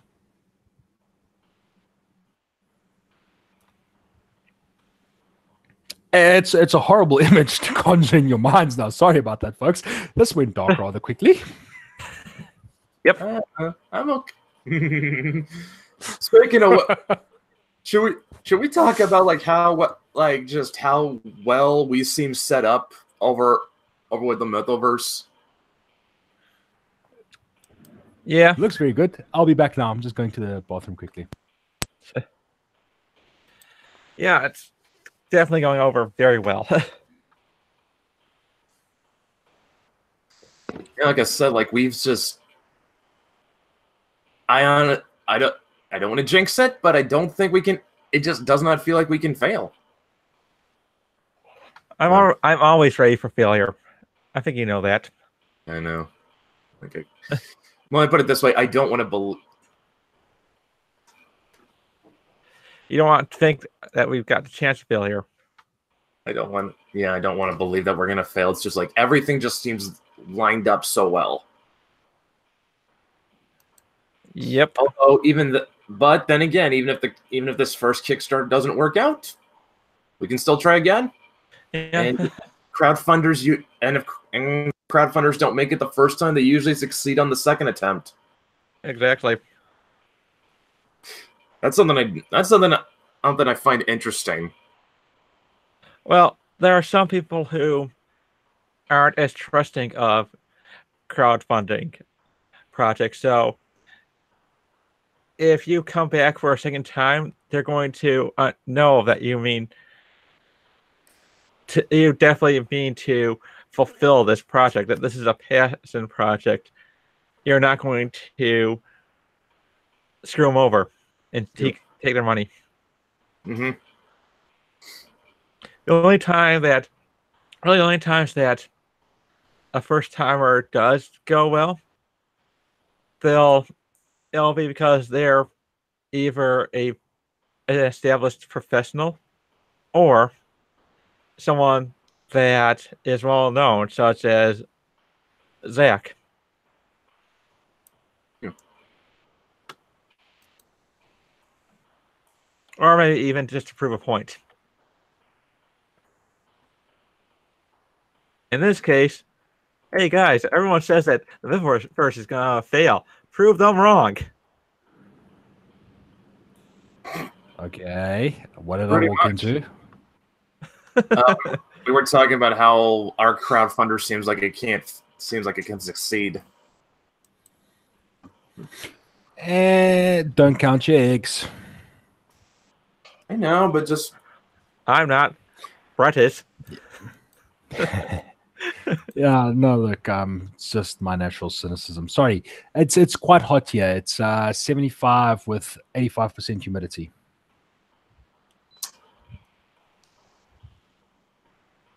Damn. let me see. 40. My neck of the woods. 43. Doesn't say anything about humidity though.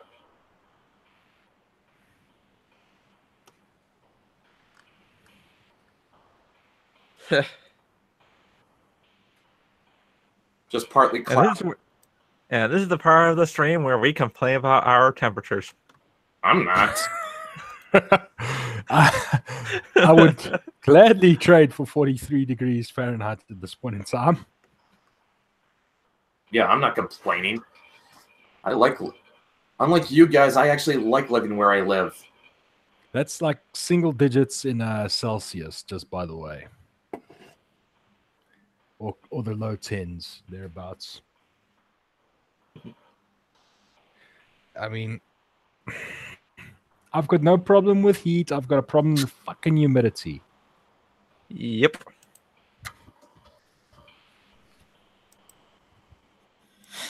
So yeah, I'm just looking around for something else quickly that I found interesting.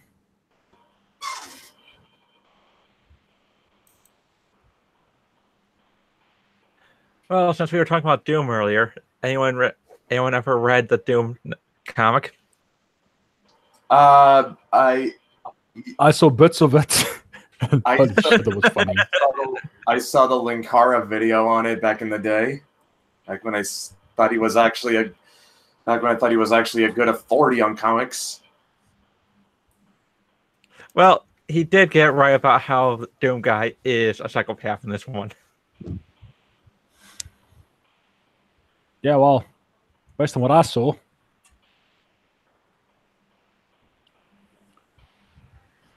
Yeah, I don't know. So it's an interesting time when you think about it all.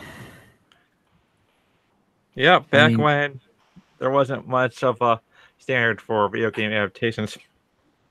No, Yeah, I mean, but Yeah, the guys who made that comic, they just went like, well, to be honest, like Doom never really had a story to begin with.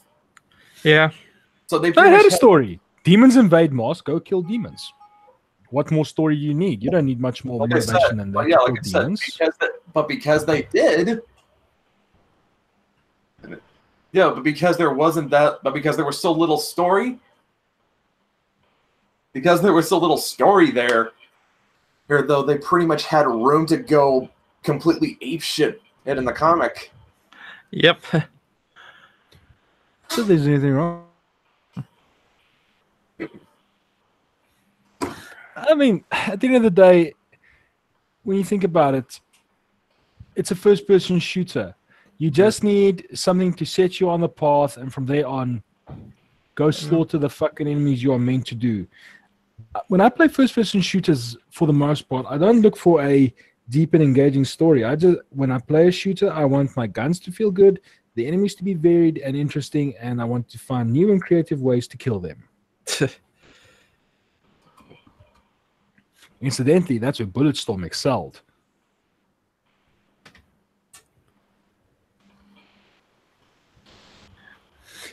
And then, but that's the whole thing with Doom as well. I mean, Doom, you had a large selection of guns, and from there on, it was fun.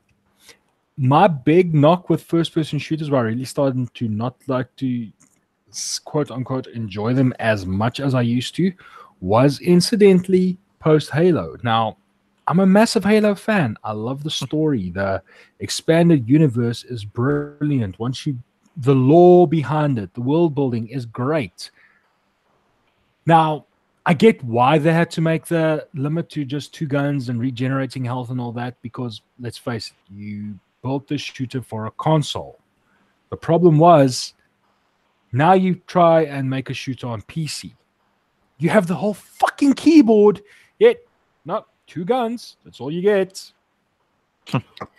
Yeah, Halo. I mean, as good as a game as Halo was, it did sort of have it kind of had a negative effect on the genre. It did. Where it excelled at giving you a proper story to follow, because, granted, I mean, superhuman soldier saves humanity, duh. But in so much in the fact that you are the underdog faced against these aliens that are using weapons and equipment far in advance of your own, it did make you feel powerful. You struggled your ass off the first time you played it, especially against my most hated enemy faction ever. Well, second most hated now, thanks to the cleaners in the original Division. But the Flood, I really, really hated the Flood. They were one of the most irritating, most horrible, most vile fucking opponents you could ever face. And yet, looking back at it now, they were actually brilliantly designed. Yeah, they did what they were supposed to do. The Flood was just essentially zombies, weren't they? Think of them more like Tyranids. They're more like a hive mind. Their whole purpose is to assimilate biomass in order to propagate and perpetuate their species. Without biomass, i.e. food, they go into hibernation, they starve and die. Because spoiler alert, I mean, probably, I don't care if you haven't played Halo by now. Literally, the Halo rings were not designed to kill Flood. They were designed to kill the Flood's food. Yeah. Human, Covenant were all equally edible. Because the only thing the Forerunners could come up, the only solution the Forerunners could come up with to get rid of the Flood was to deprive them of their food supply. Which was, incidentally, themselves. So they enacted mass personal genocide in order to more like that's more like mass extinction. Yeah, mass extinction. But still, that's genocide the whole survivors, thing. Okay. Well, this Flood survived because some of the fucking Forerunners decided to keep research specimens around, for fuck's sake. They were not smart. No, they're and not. They were supposed to be advanced ancient aliens. Well, here's the interesting thing about Halo's lore, though. Now, and this is now if you really read a lot of the lore. Humanity in the Halo franchise used to be highly advanced, but because we lost our battle against the Forerunners, they actually regressed humanity to a prehistoric state to prevent humanity from being the quote-unquote nastiness of the universe. Some of the Forerunners didn't agree, but it gets muddied. But humanity essentially is in the process of reclaiming their former glory as the story goes along, which is quite an interesting different take on that whole thematic side of it all. Oh yeah, definitely. It's something that you don't see happen. Yeah, you have to read the novels and watch the animated pieces and everything, and the anime and all that stuff to actually get this backstory. None of this is presented in the game.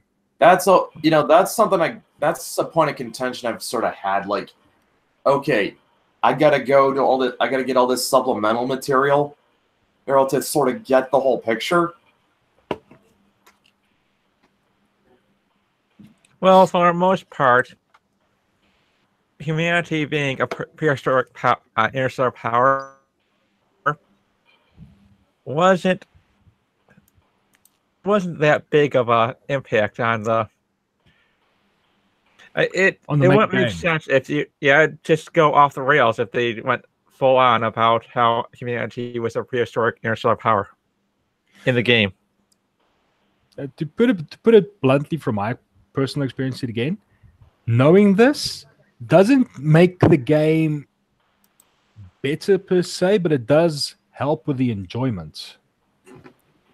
I mean, you know what? It might. I might have the wrong perspective on this, just because I mean, like, how much supplemental material does 40K have? How much supplemental material does D&D have? And people buy those.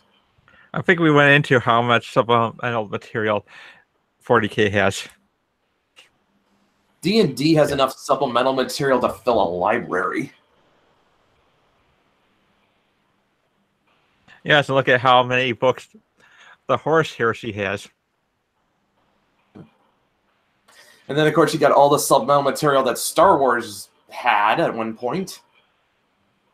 Well, okay. The expanded universe stuff still does exist. It's just not canon anymore. Yeah. Pretty much. Yeah, it's just like... And people were buying those, too. So, you know what? Maybe it's just not a good... Maybe it's just not a good criticism. I don't know. What do you guys think? I think it depends on if you're marketing a game for its story, but keep the story out of the game for the novels, then it's a bad thing. Okay. Well, Tank did say, like, you don't need the novels to enjoy the game, but they do enhance it. Yeah, it's not. Yeah, it's not like with Last Jedi where they decided that a novelization would be a patch for everything that was wrong with that movie. My personal view on that as well, once again, comes down to it. I mean, what's game? Yes, Destiny. A game where all the lore and everything that you need to understand what's going on in the game world is outside of the game. None of it is in the game itself, where you are actually actively playing the title. You need to log out of the game to actually get this information, and it's very poorly presented. And that's not necessarily the same thing with Halo. Halo, you reading the stories, reading the novels, reading everything about the places that they mention, like the fall of Reach and all those things. Yes, having an understanding of these pivotal moments does help, but it's not, well, like I said, 100% necessary for you to enjoy the game and understand what's going on. I mean, sure, there are big nasty aliens, go kill them. Yeah, Which is ultimately what it's about. It's not like you need to know what happened at the drop site massacre to be able to play 40K. Exactly. You don't yeah, you don't need to know. All you need to know is like half the Primarchs turned against the Emperor. That's all you need. Yeah. Massive civil war happened. Go there and yeah. Yeah, that's you don't. Yeah, you can just play the game as it is. Okay, so yeah, that's where it works. It's when the supplemental material enhances the experience. Similar with the It doesn't Battletech detract novels. from it. Yeah, exactly. Like just like with the BattleTech novels, like you don't need the novels to play the game, but having them does enhance the experience. Or like any of the D&D novels or comics, like you don't need them, but They just help. Yeah, they just make it a little better. You can still play the games as they are. It just helps you enjoy it a little bit more. Yeah, because now you've got the context for what happened. Like now you understand like why. Yeah, because when you read if you can play Halo as it is, and the game is still fun, but then when you read the Fall of Reach novel, it's like oh, so that's why they were there. Yeah.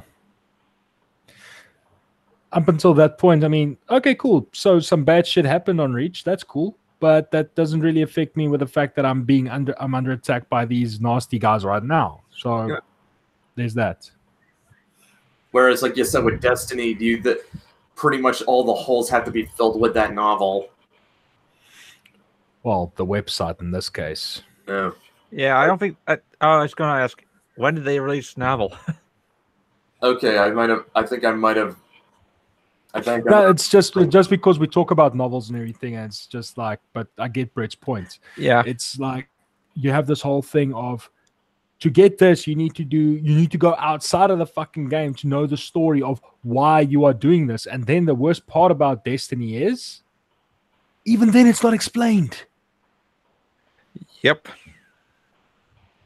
Which is, I have the feeling that it's more than likely Activision's fault. That's possible, but we'll have to wait and see how much of the whole Bungie Destiny thing is what it was, because I want to just point towards a certain other current major game title that came out that people said that no, don't worry, it's just because it wasn't them, it was because it's these guys. I am referring to, of course, Anthem and BioWare and Mass Effect Andromeda. People swore high and low it's because it was the B team in Montreal and not the main team at Edmonton, or the other way around. I always get the two fucking confused, which is why Game X sucked and Game Z was going to be better. Yeah, well, Mass Effect 3 still sucked, and that was made by the A team. Yeah, but that was Mac Walters. Mass Effect 3 is a sore point for me. Mac Walter was only one part of why that game sucked. Mass Effect 3 is a game that you could see was developed in stages.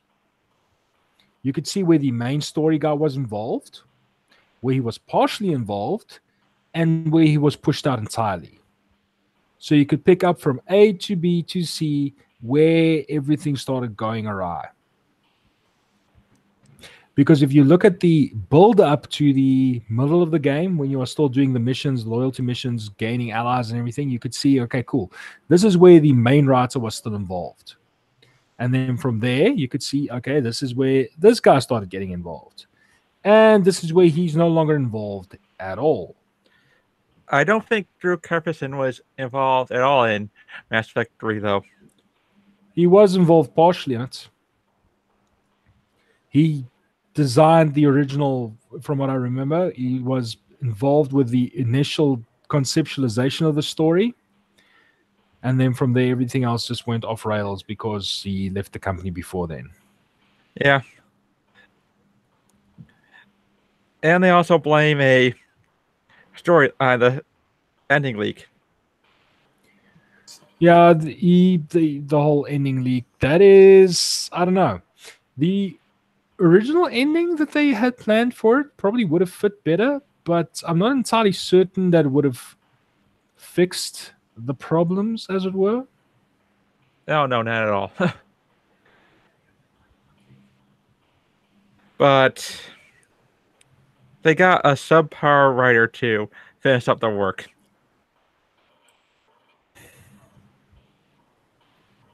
No comments on that one. Because the moment somebody tells me it's going to be more better, yeah, that's the part where I want to essentially wash my ears out with bleach. Oh my god! Like I can't believe he actually said that with a straight face. Well, you can't see his face, so how do you know? He said it with a straight face on a Oh. video interview. Interview. Yeah.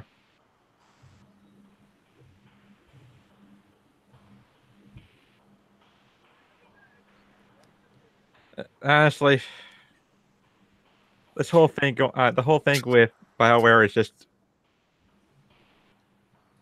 it's only going to get worse from now on, I think.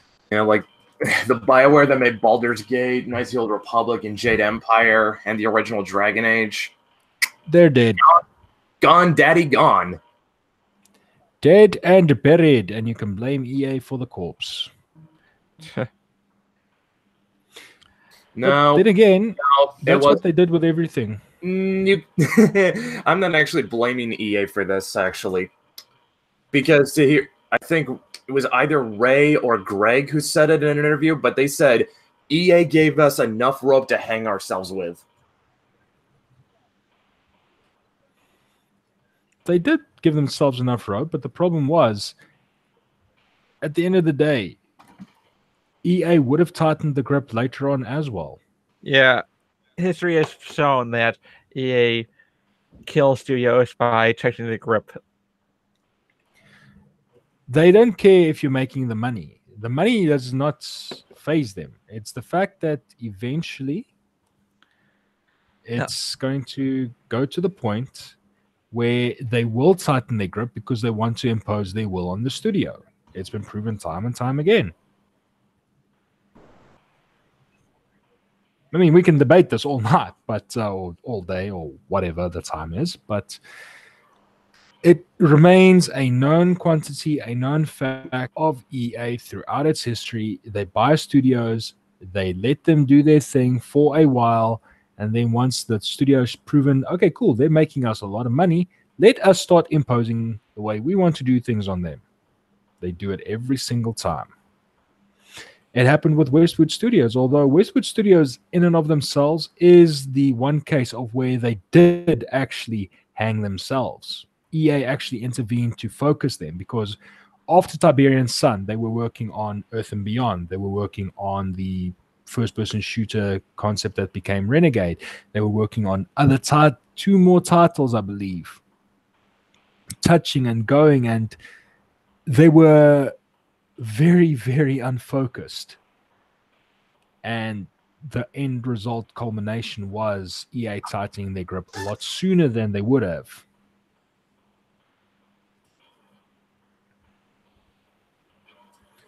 So Westwood Studios, as much as I hate the fact that Westwood Studios died and we aren't getting any more Command & Conquer titles, they have themselves to blame. Pretty much.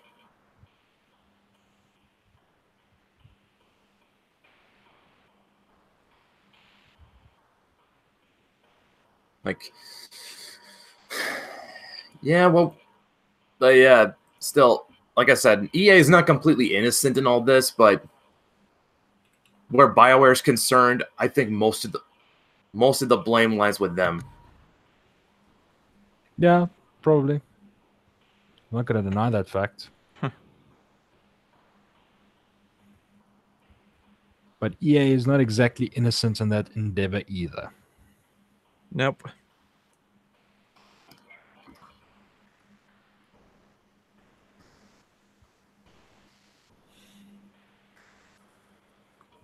Anything else you guys want to talk about? I think we had a bit of downer moment with BioWare. Yeah, that's a bit. All I bet I guess all I'll say is I'm still looking forward to that new Godzilla movie. It actually looks like That it's going actually to be looked good. I saw the trailer for that when I went to watch Battle Angel. I'm going to be honest. This version of King Ghidorah looks better than the original Toho design. Like at least the anatomy seems to fit it better. Like, I don't know if did you guys grow up with Godzilla movies like I did? Nope. Okay, I'm gonna pull them up. This is the classic King Ghidorah Toho designed by Toho. This is how they designed him. And you gotta put this into context, all right? This was originally made for a suit actor. Okay, let's see if I can get a good one. What's the best version I can find of the? I'm gonna type in Toho. What do we get? All right, this will work. Gonna center on myself, and I'm gonna go to screen share.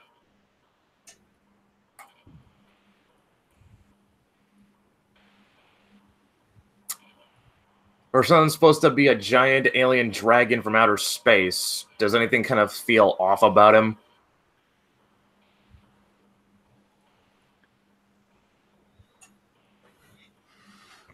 Waiting for it to load.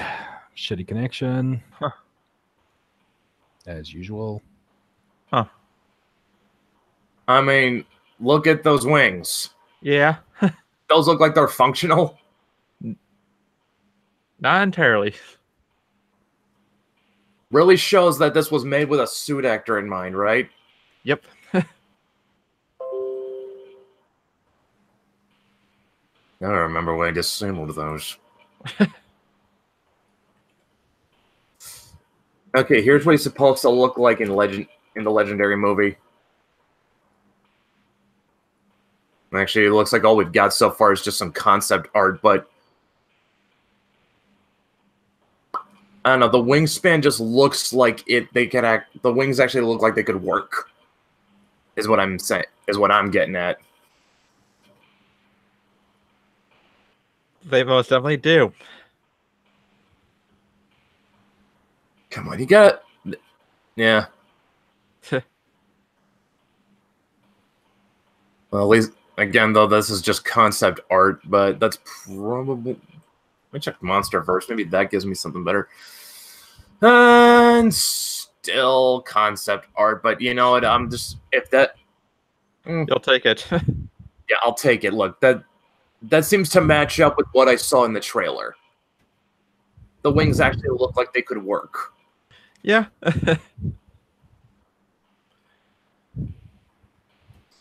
Which is something that you couldn't get from a suit actor. Yeah, not completely their fault, just because they had, like I said, it was Toho. They were working with what they had, and the suits were about the most convincing way they could go about this. A lot of these movies were made back in the 60s and 70s, remember? Yeah, I know. Way before we had CGI. Some even say that CGI was when it got ruined. It's possible.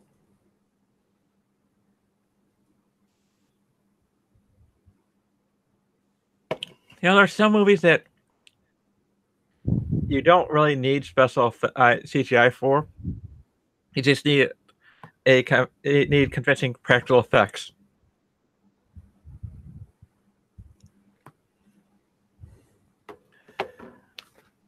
A movie like Interstellar, they got away with building the model for the ship because they didn't need CGI for really what they needed to do with the ship.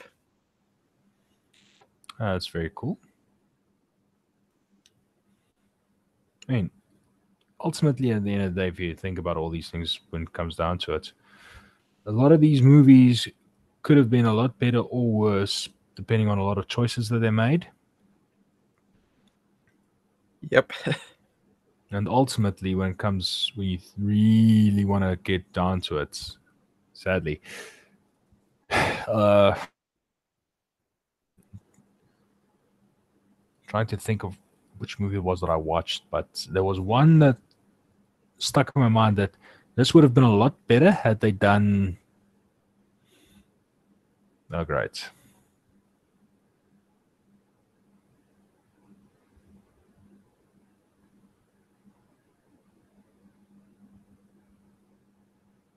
That's something wrong.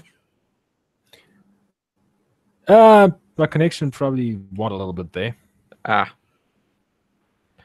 Hate it when that happens. Yeah, I don't know, but I can't remember the fucking movie now.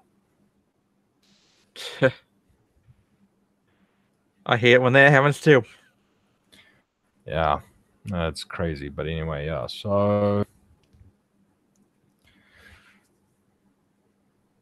at the end of the day, I don't think it's too much in terms of what could have been done or couldn't have been done. But when I think about it, I lost my train of thought now.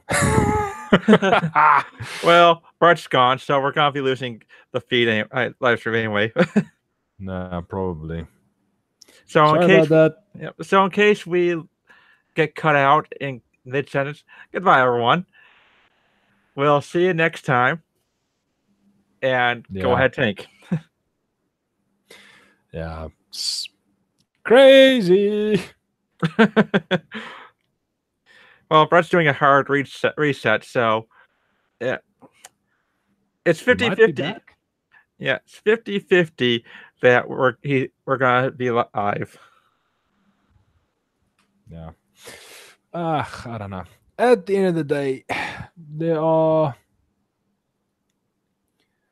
a lot of things that could be said that could be done differently, could be done better, but ultimately, at the end of the day, we're going to see a lot more things being destroyed and wrecked by people who don't know what they're doing in terms of the story and using politics to fuck everything up. Yep. Which is why it is important that independent creators exist. Because the stories that these guys will be telling are going to be very important going forward. Oh yeah, and let's see. Yeah, Brett's doing a hard reset, so it's possible that we're probably gonna go off of air. Yeah, drop soon. Yep. Remember, guys, you can blame Brett's PC for this. Again. Was that still? Still. Always. Yeah, it's. He needs to get a new hard drive.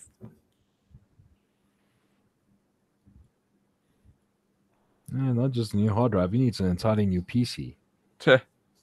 Well, his tech friend said that was the hard drive life, how old the hard drive is. Well, I probably wouldn't be able to cast any sort of judgment on that. But considering the age of a system, the processor that he's using, that he's already told me the little bits that he could actually decipher, he's in the same boat as I am. He needs a entire overhaul at this point in time. Like I went to my phone. I can't believe I actually I did a hard reset on my PC and it's still running. Huh. That is impressive. I was certain that you'd be, when you came back, we'd be off air. Maybe it just needs a little time before it decides to kill the speed by itself. But you know what? I think we're at a spot we might as well just call it good. Yeah, probably. Yeah. I don't really have much left to say at this point in time. Yeah, and I haven't had anything to eat since I woke up. Same here. Yeah, I suggest you guys go get some food then. Yeah. All right. So yeah, we're calling it good for now, and we'll see you. And we'll see you all at the 6 p.m. show with me and Matt, and Tank if he elects to show up. Well, provided I'm awake by then. Probably not. Yeah. Yeah. Well, bye everyone. Thank you very much. All right. Okay, where's the button?